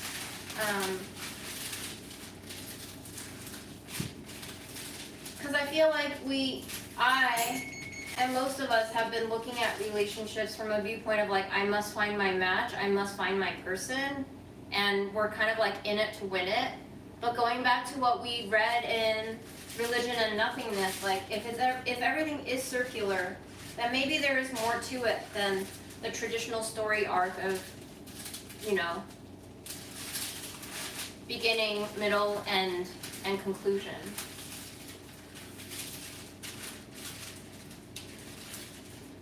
Yeah, you think this kind of stream would do well on Twitch? Interesting, fascinating. Then I would have to be slave to both Google and Amazon. Is it better to have one or two masters? Not that I'm good at being enslaved by anyone. Why do I have so many cartons of milk? Grandma gets a carton of milk every meal. She can't drink it all. She also like saves stuff for me. Most of the time I feel like it's stuff that she doesn't really want. But some of the time I think she's truly worried for my health and wants me to like eat nutritional things. So she'll save her like hard-boiled eggs for me sometimes, or she'll save cartons of milk. I bring it back. I can't drink milk because I'm lactose intolerant. I use it in stuff like smoothies, but it gives me like gastrointestinal discomfort. So oftentimes I just try to cook with it, bake with it, process it somehow so that it's easier on my digestive tract. And right now, we've got yogurt going.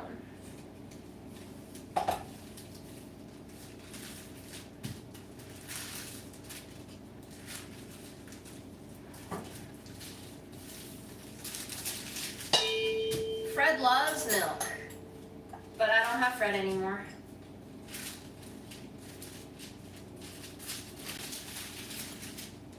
We were constantly misinterpreting each other's intentions.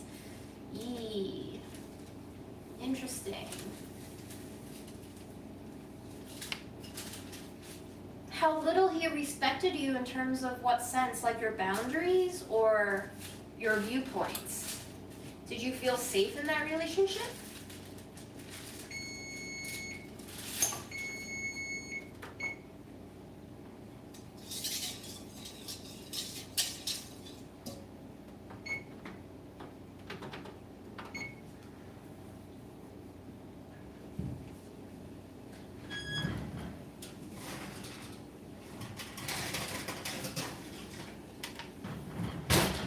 Crackers are cooking unevenly, as we see here.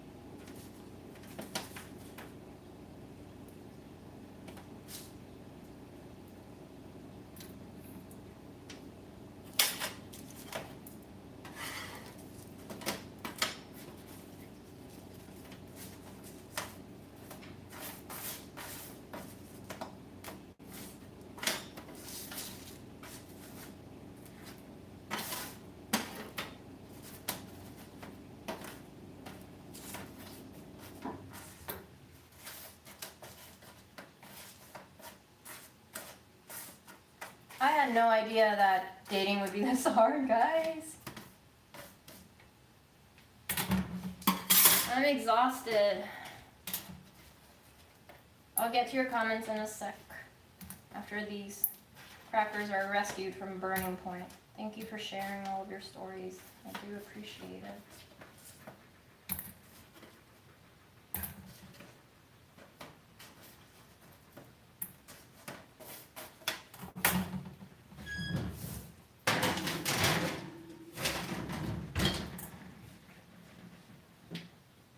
I was on the dating apps.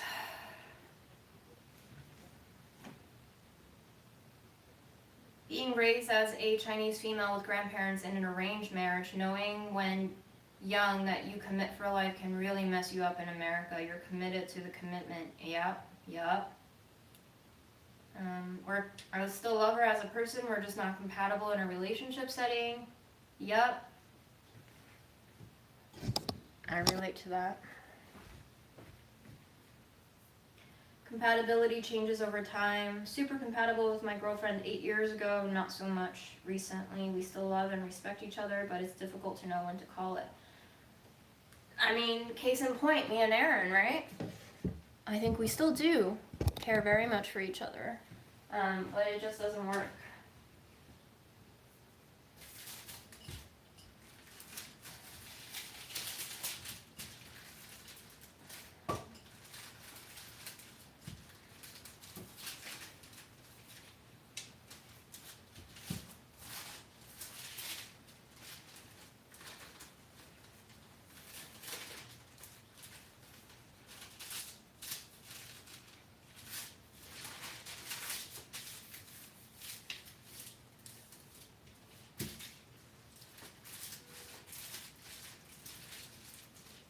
Damn, Urbina, that fucking sucks.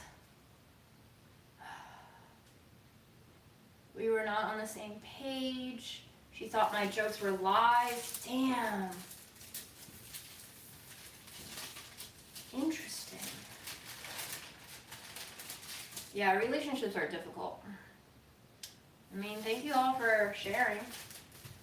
This is fascinating for sure.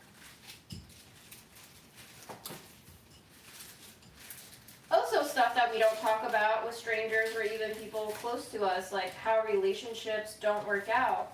Not necessarily wanting to call them failures, but I do feel like our society tends to construct these breakups as tales of failure. But I just think that they're, kind of experiments. We're all kind of just experiments in a way. It's kind of amazing that we are given the ability to experiment of our own accord. But I think the emphasis on success is a killer of enjoyment, of experimentation.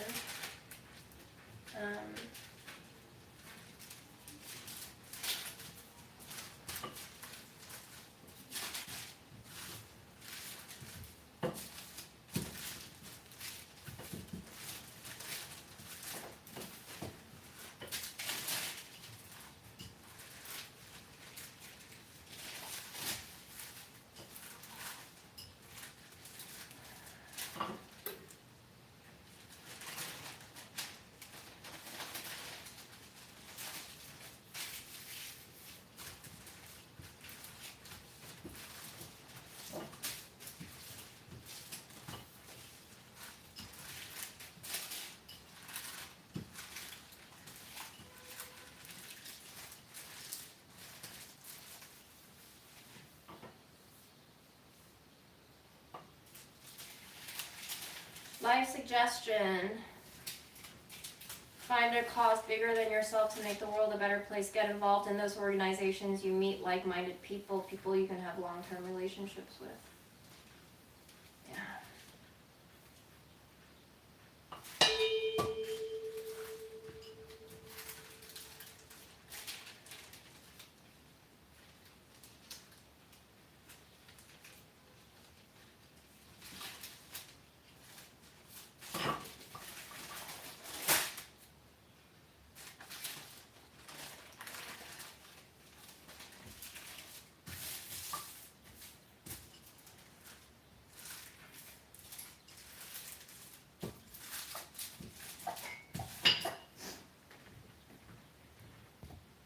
.23% battery. I'm going to move you over here so you can charge a little bit. Has anyone been truly in love? Wow, we're getting deep here today. So deep.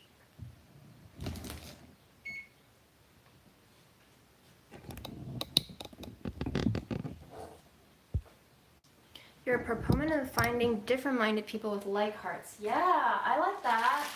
I like the way that is framed. for sure. Um,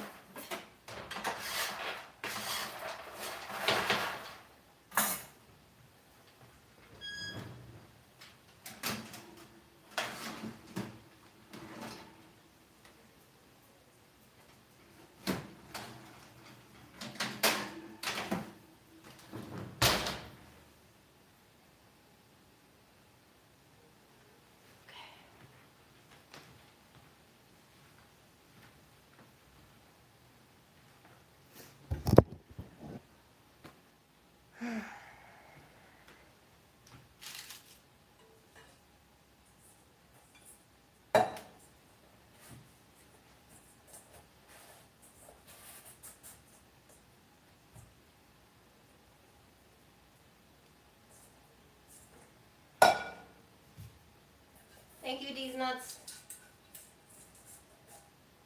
I will go back and read all of your comments.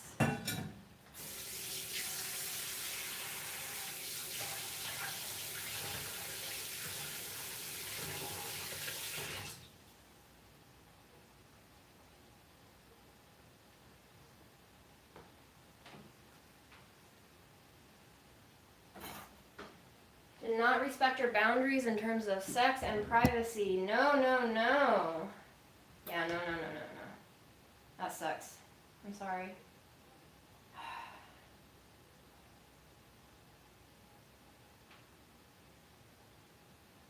Yeah, that sounds fucking dangerous.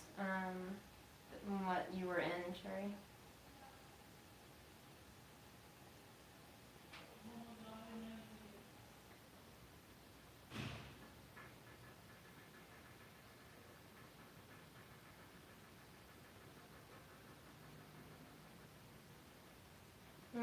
In love despite the incompatibility.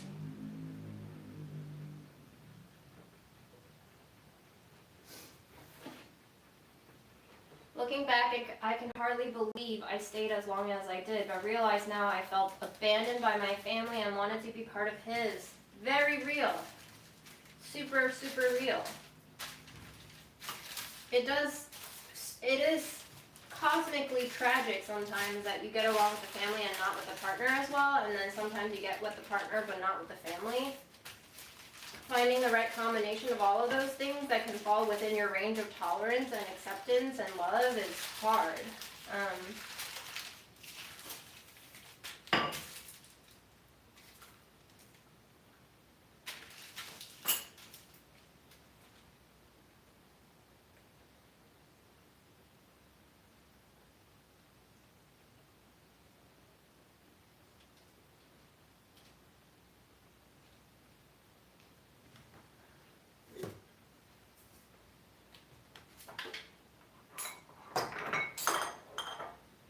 I'm in love with my queer platonic partner, but in a platonic way, obviously. Would you like to tell us what being in love platonically means? I am super curious. I wonder if I've experienced the same. How is that different from just a platonic friendship? Is there different degrees of love in platonic friendships too?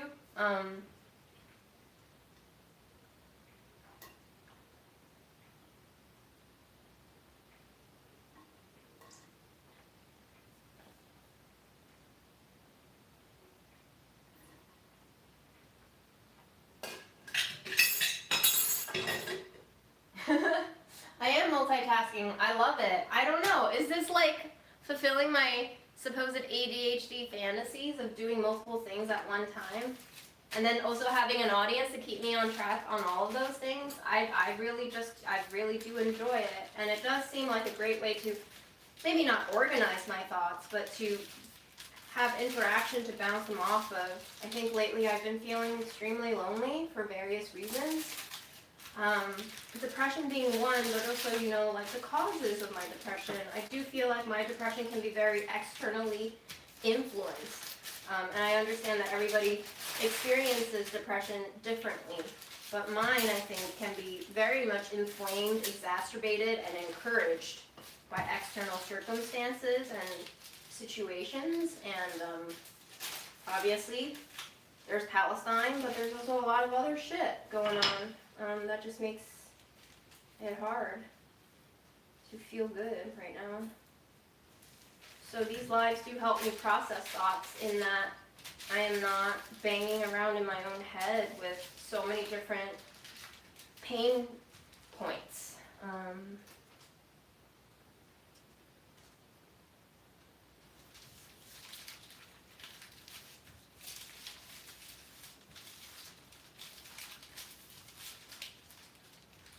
I'm currently baking my crackers at 325. They have chickpea flour in them, which burn more easily because of the high protein and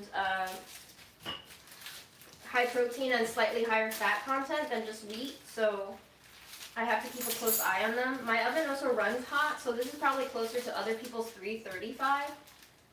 But if I did 350, for example, they would burn up I'm keeping an eye on them. I'm flipping them about every 5 minutes. I think they take about 8 to 10 minutes, depending on how hot the oven is. But the second batch might take longer since we added a little bit more moisture for a more cohesive dough. I'm not working off of a recipe. I'm just going off of feel and hoping that my brain does not forget and hoping that the timer works.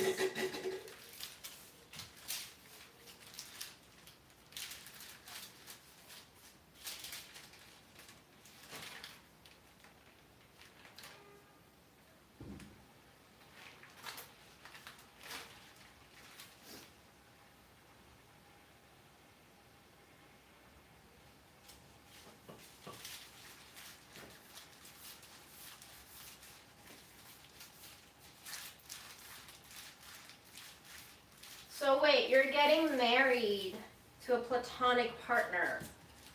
Is this marriage for commitment or is it for like legal gains? I don't mean to pry, and you definitely don't have to share, but this is a very fascinatingly new concept to me. It always is enlightening to see the other modalities of relationshiping that are out there. Options, you know? So many of us don't know we have them. We work off of being modeled. And I don't think this has been something that I've seen models of in real life. But anyway, thank you for sharing. Mind opening, eye opening, heart opening.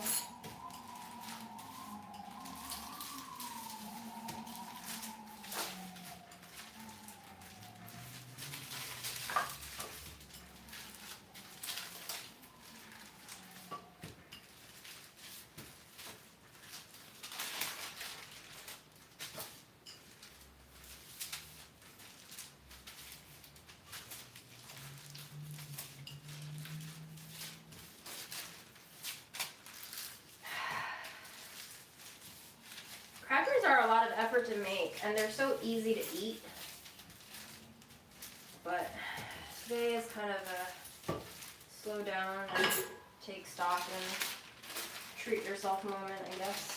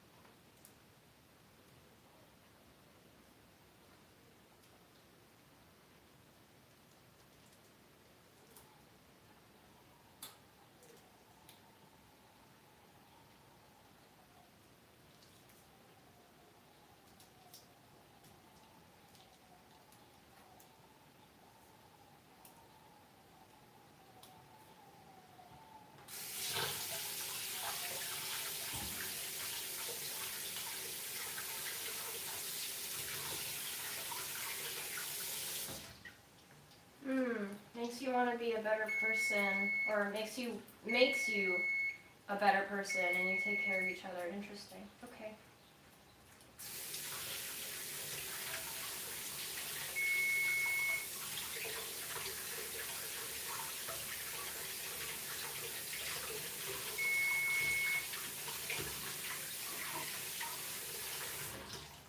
Led, can you tell me more about problems with letting other people in and it being somewhat like OCD? I would love to hear more about that perspective, if you're willing to share.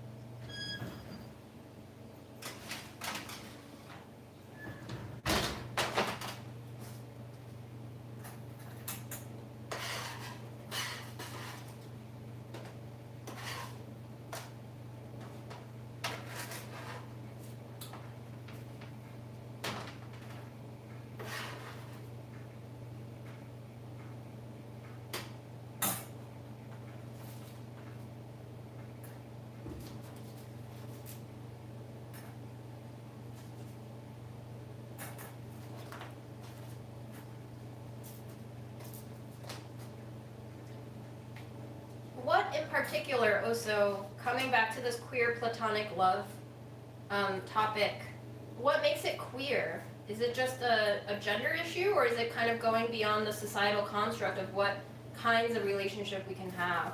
And this is kind of our way of navigating different ways of relating and connecting to other people without these labels, in a way.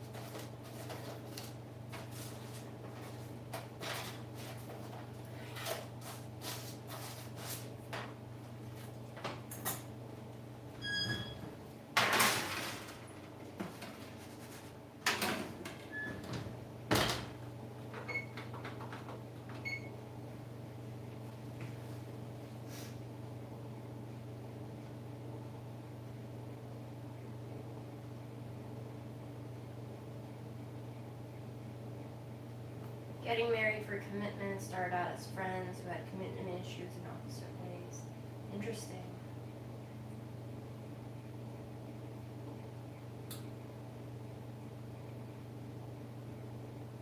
I'm not ace or arrow, but I see myself spending the rest of my life with them. We will have an open relationship on my side where I want to date, or if I want to date or hook up with people, I can do so. Interesting. Yeah.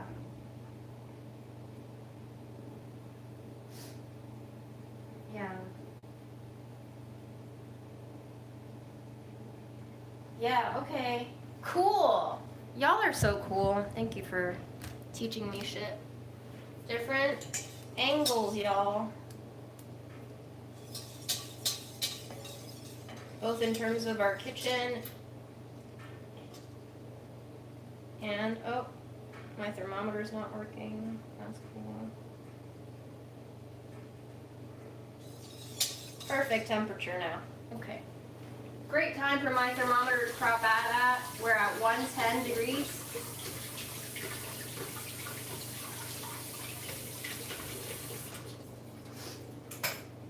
I bought some reduced fat Faye because it was on sale for $6. Not a huge sale, but a sale nonetheless. And so that is what we will be using today for our starter. I normally buy full fat, but see, this was expiring today, so it was a little bit discounted.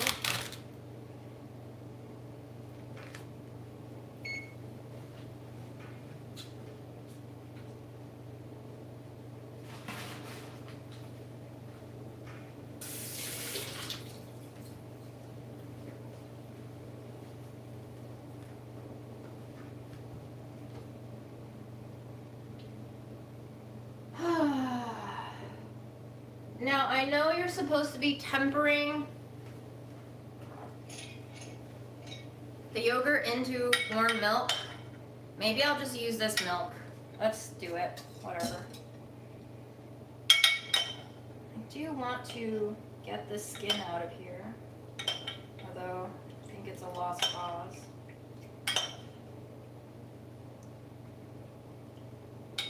Maybe not. Mmm, yum. Yum, yum, yum, yum, yum. Okay.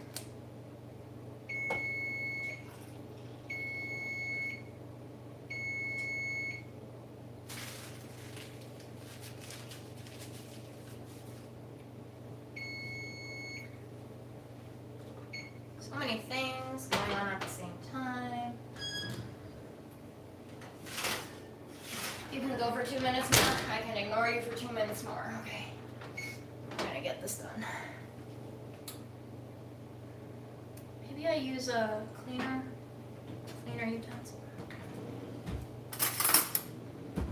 You should probably measure the weight of the yogurt, but I'm just gonna do roughly a half cup.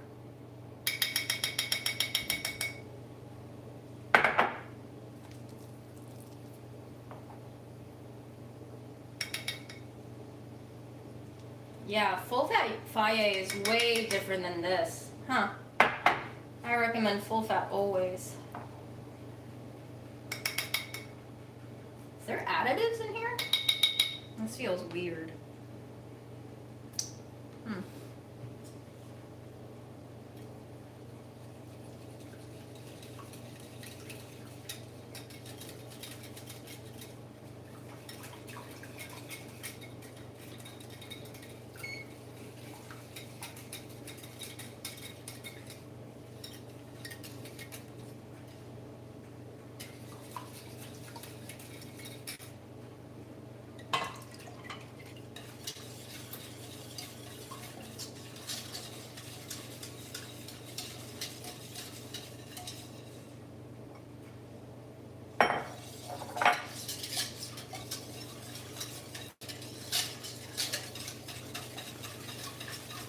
Okay, once that's in, we're going to plop this back in, and we're going to set it to yogurt mode.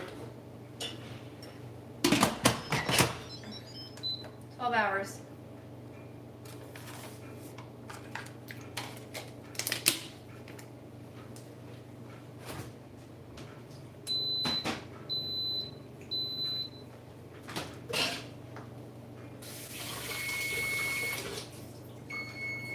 Refusing compulsory sexuality. Yes, would love to do that. Read that. What up, Siobhan? Guys, I don't know why, but I've always been so resistant to calling out people's names, but I feel like in our almost entering our 3rd year of live streams, I finally feel comfortable enough to call people out by their names. I guess it's kind of always felt a little bit fake to me to call out strangers' names. It feels so live streamy. But I guess that's what I am now, huh? Always fluctuating in between the identities that I want and don't want at the same time.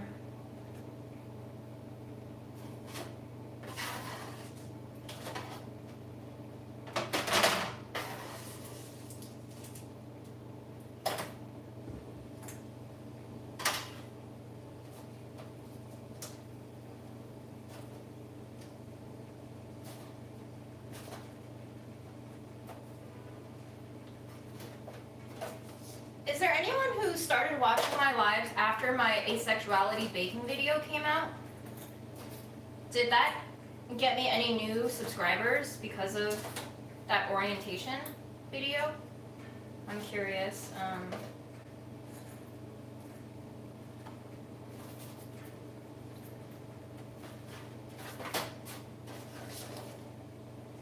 There's always a sense of, I think, in media, like, if you put out too much of yourself, you're going to alienate some folks. And I think that's been a very capitalistic way of thinking about things. It's like, what is the harm in alienating people? Maybe some of them need to be alienated. Maybe this is just, like, not the channel they should be following.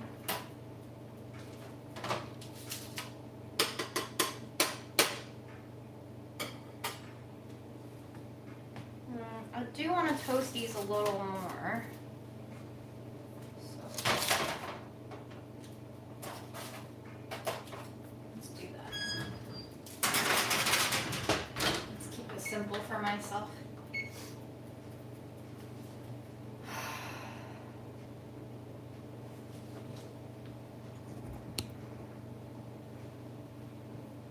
Okay, reading.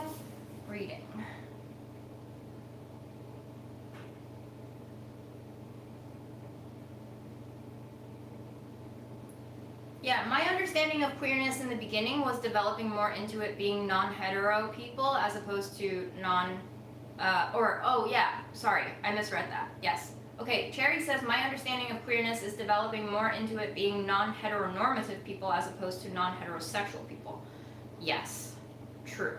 But also, like, the whole concept of what relationships are, what the different kinds of relationships are. Well, I also think my ceiling lights are askew. They don't look very... That looks like it's falling off. This place is falling apart.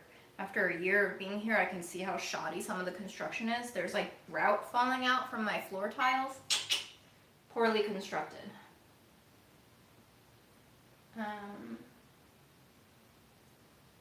Okay.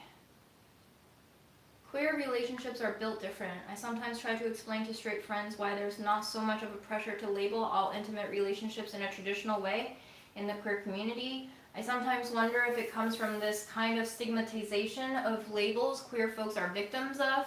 If constructing non-traditional relations is a way to reappropriate the meaning of love. So true. And people always say finding friends if your friends are homophobic, da da da, but when you're living in a country where most of the people carry the same kind of behavior, you can't. Okay.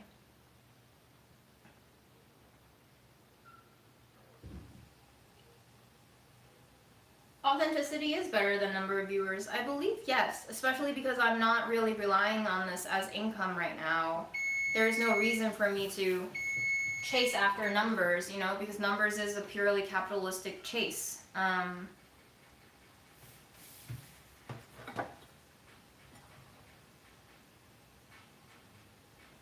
Somehow the algorithm always pointed me towards queer YouTubers, but most of them came out years after I started following them.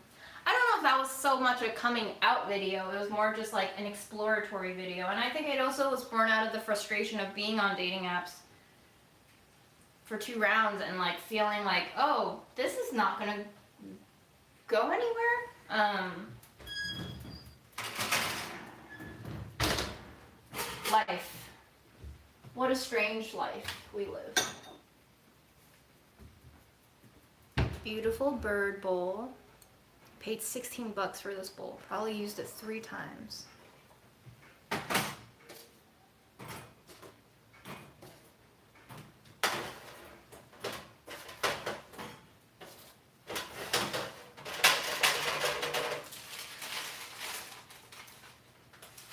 When I came home yesterday, I walked into my building and it smelled so good. It smelled like someone was cooking some sort of like delicious curry, and it also smelled like someone was baking bread, and it also smelled like cookies and cake, and that also made me feel extremely lonely.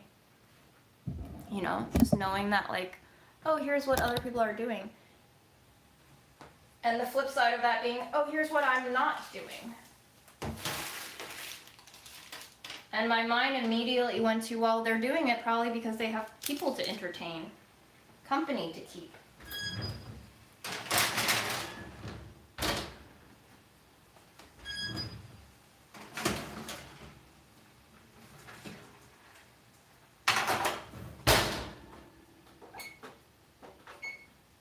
Very dark roasted peanuts for snacking and for peanut butter making.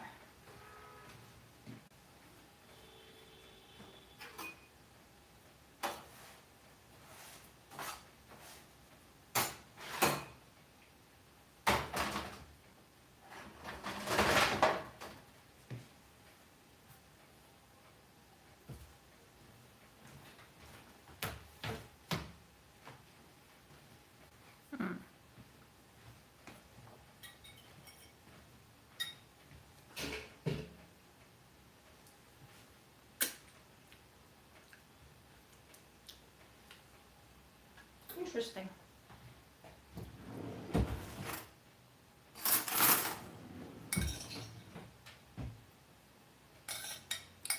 Just me scraping away at the milk yogurt left in the pot.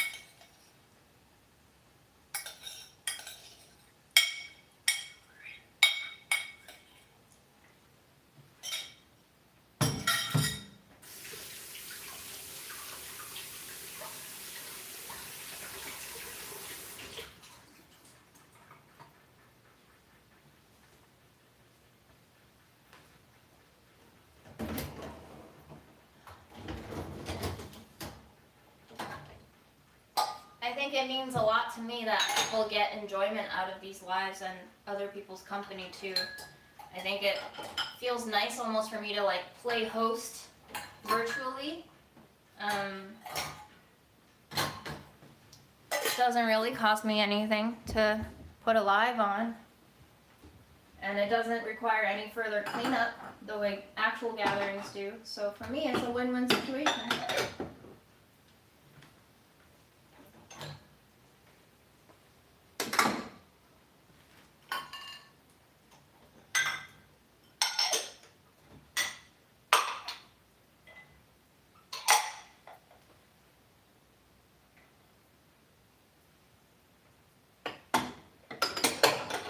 mean, Cherry, that's awesome that, you know, maybe my video made people more vocal about their queerness, their acehood, whatever we want to call it, and now it feels like a different community. Maybe. That's awesome. That all it took was one video.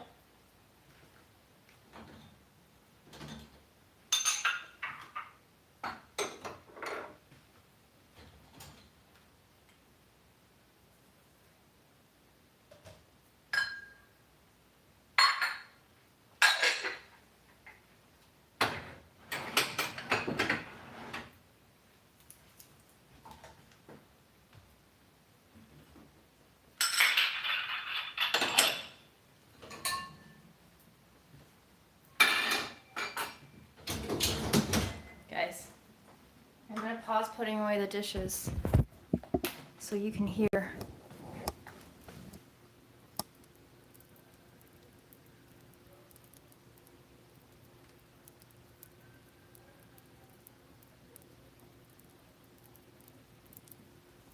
Can you hear it? I love that sound.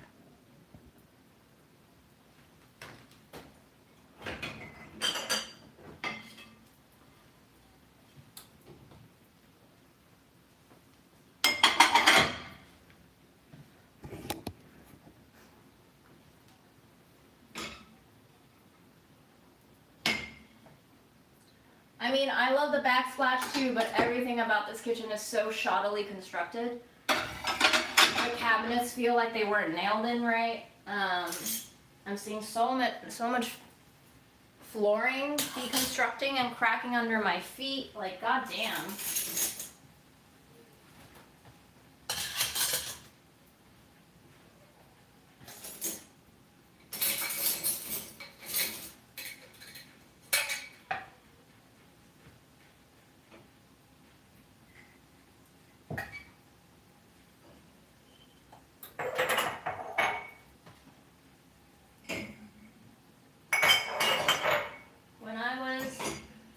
The apartment hunt, I was definitely keeping an eye out for kitchens to shoot in, because keep in mind, when I moved, I was not yet fired. So, you know, it was like I had spent all this time looking for an apartment to not only move into as a place to live, but also as a place to work, and then I moved, and then I got fired. Life is weird. Life is strange.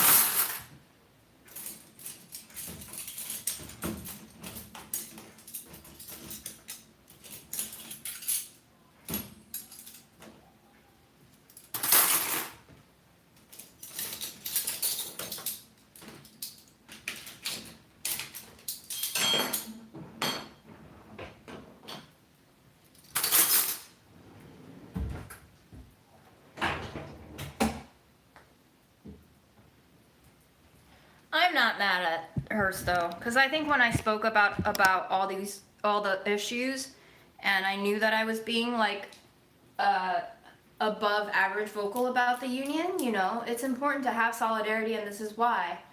And the union always said, you know, like, it's important to be vocal so that when they do try to punish you, like, you have this paper trail. And, you know, yes, but also we didn't have our union contract in place yet when I got fired, and so New York is a not-will state. We didn't have just cause in place in the contract yet because we didn't have a contract, and so I knew that it was a risk factor, and not only was I vocal about the union, I raised some issues about management, and, you know, that's not a way to keep your job, for sure. Like, we all know in the age of capitalism, when you speak up against anything, you'll get punished. And I was so very prepared mentally for that to happen. But Mom's coworkers visited Grandma, brought me a little goodie bag with a cute notebook, a bag of old-fashioned hard candy, Clay's Candy's Lemon Drop. I've never seen this before. Now you can enjoy that old-fashioned natural lemon flavor in a delicious hard candy.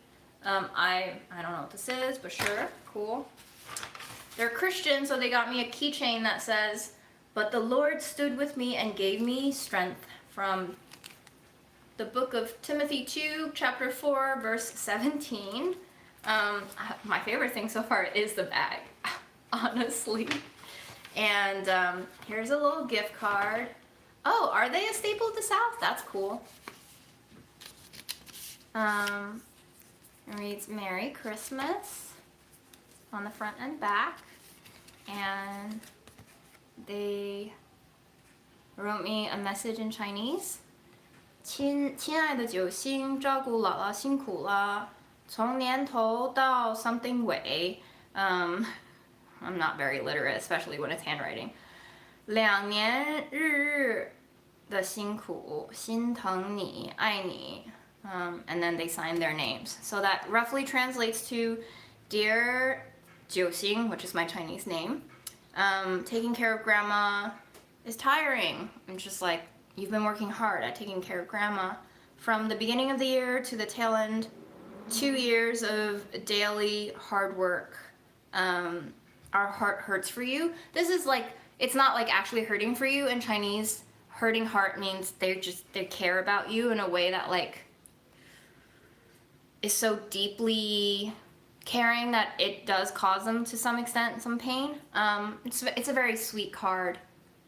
And love you, heart. That's cute. Yes. If you've never heard my Chinese name before, there's a reason why my handle on Instagram is thank9stars.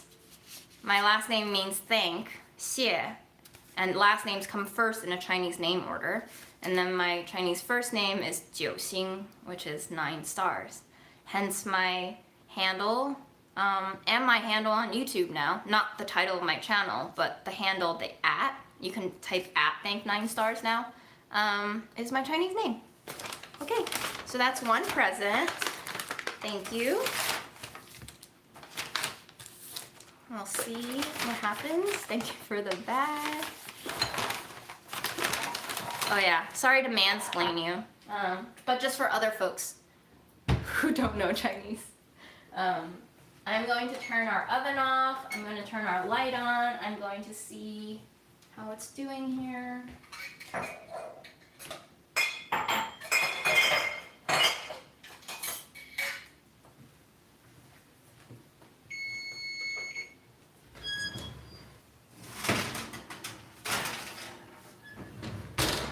Okay, we still need to keep it baking actually. A little more.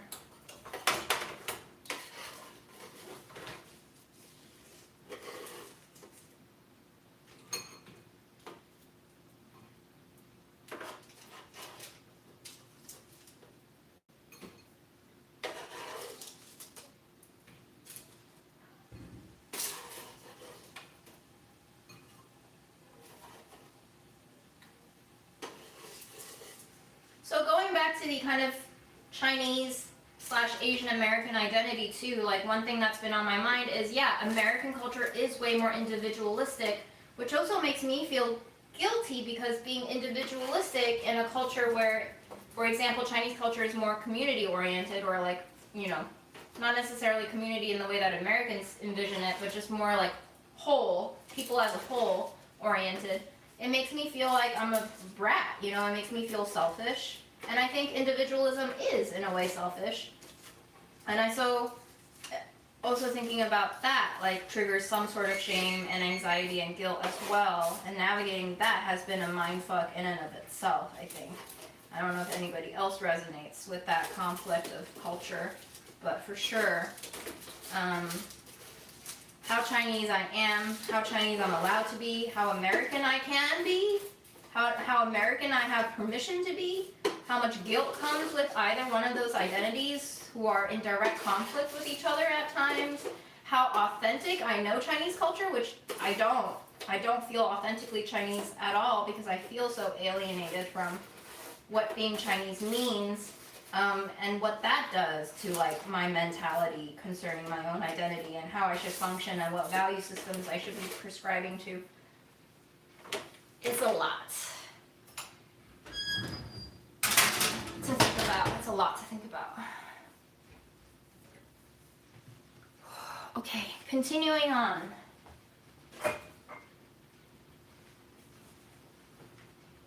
Bye, lad.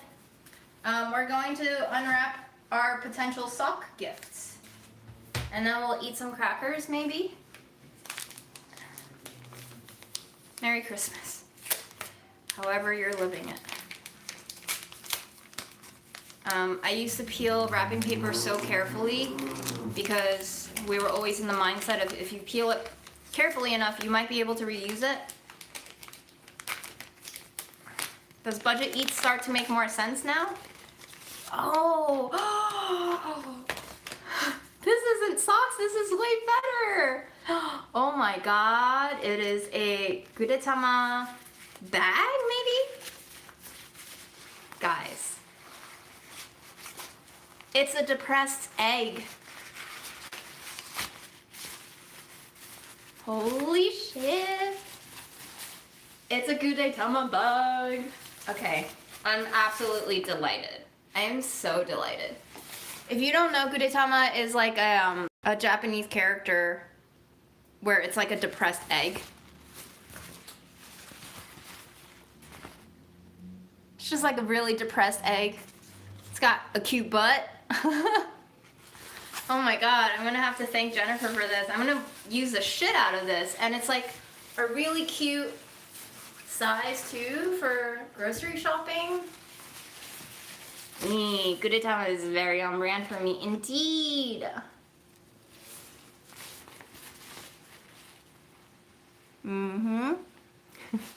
Okay, maybe socks? Maybe socks. If this isn't socks, I'm still delighted.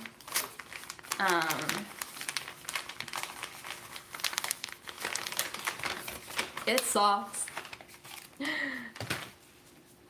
It's definitely not branded, and it's a slow ho-ho sloth sock. Shout out to Jennifer for making this an extra bright moment on a super dark day. Yay. Grateful. Happy. And we're not using this wrapping paper again, because I don't have any gifts to give anybody.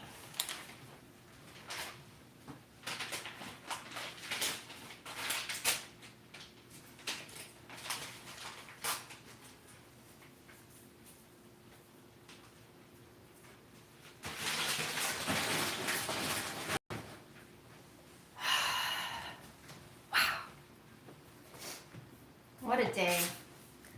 What a day.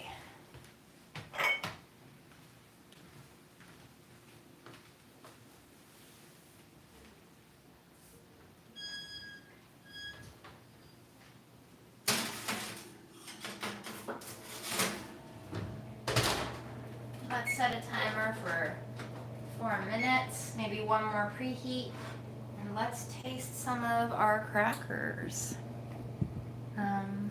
Merry Christmas from Kentucky.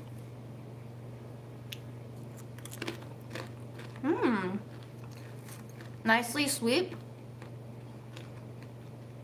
A little bit oniony. A little bit oily. Like, not in terms of the mouthfeel of oiliness, just like the flavor.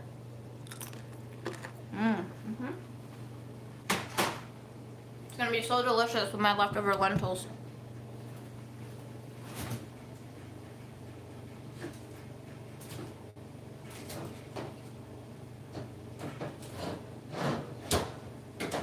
Which we will eat. I just wanted to, did I ever show you guys the chocolate cake that we baked on that one live? And then I made a sour cream chocolate fudge frosting. Trying to get the lighting so you can see the frosting.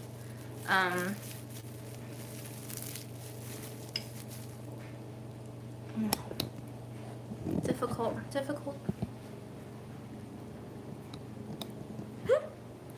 Look at me not knowing how to film shit. Sorry. I'm afraid this is the best we can do. But this cake is now a week old, but when it came out of the oven, because we had used rye flour and oat flour, it was already very wholesome and dry. So then I brushed it and doused it with mint simple syrup and let the cake sit overnight, which made it one of the most delicious chocolate cakes I've ever made, without a recipe too. So nice layer, if you can see the layer, nice layer of like chocolate sour cream ganache frosting on top, just made with cocoa, no chocolate. Still moist, no crumbly texture, as you can see. Wonderfully balanced, not too sweet, but just sweet enough so that it tastes like dessert and not health food.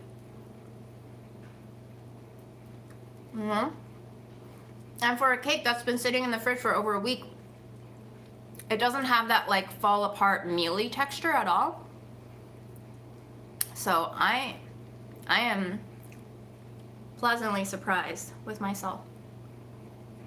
And the sour cream frosting has like a 1/4 cup of sour cream in it, a little milk, 1 tablespoon of butter, and it's set up so that it doesn't even really smudge with plastic wrap. So it's got a really delightfully set texture. I don't know what I did. Again, I didn't write down the recipe, but we did well. We done well.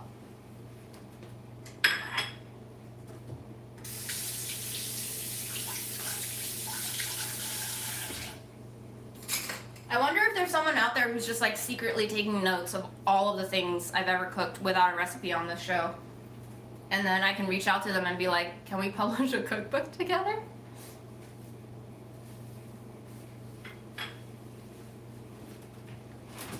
There is no actual chocolate in this cake.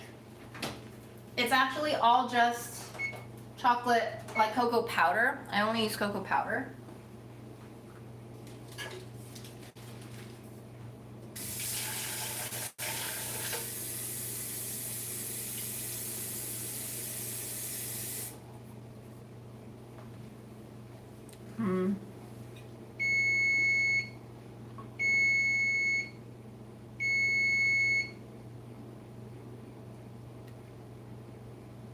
All right, I feel sufficiently less depressed.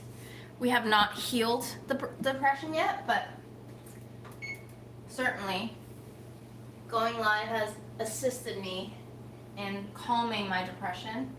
And let's have a handful of peanuts so I can give you tasting notes. Mildly salted, so it doesn't taste like straight dirt. It is super tasty, very nutty. Some are too dark, but some are not dark enough. So the key is if you eat 4 of them or 3 of them, it balances out.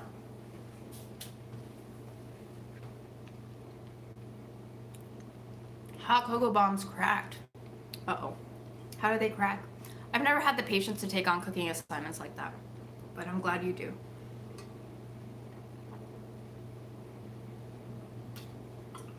I think I'm gonna stay home and not go anywhere today because I think it's time for me to actually pay attention to my body.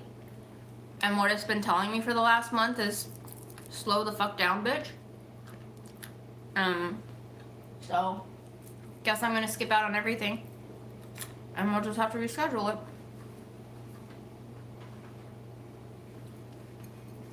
Here is the more moist cracker.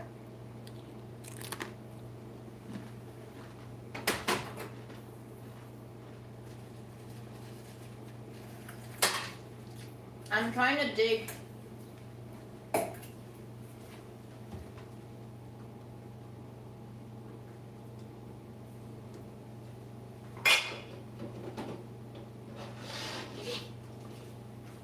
for the less moist the less moist crackers that we initially made.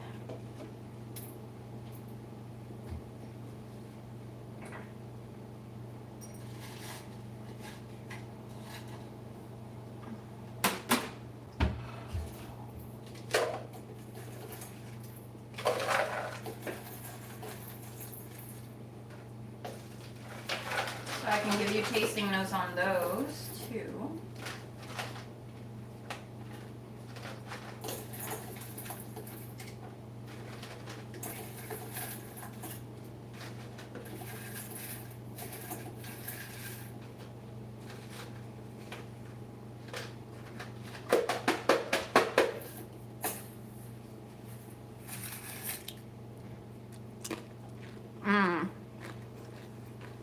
They don't look pretty, but the flavor is different with the less moist crackers.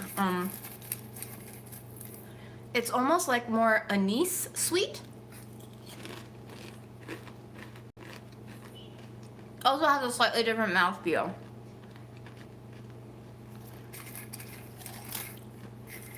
It's not like crunchier, but it does feel more like, what? Snappier. It's not crunchier, and it's not like denser in a bad way. It's just snappier. And not in like a potato crisp snap, just in like a almost, I don't want to say it, but plasticky snap.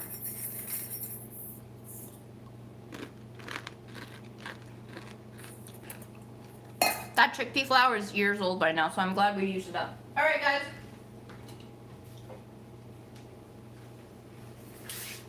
I'm gonna peace out. It's been almost 3 hours. I hope you enjoyed being with me on this not Christmas day. Let's get our poster in frame. I didn't put fennel seeds in them, but I did put a lot of different seeds.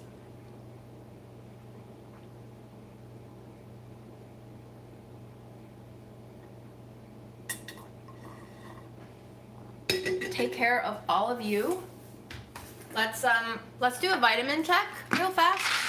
Take care of your vitamins, take care of your sleep, take care of your hydration levels. I don't know, you might want to mask up. I feel like there's a lot of things going around. So, you know.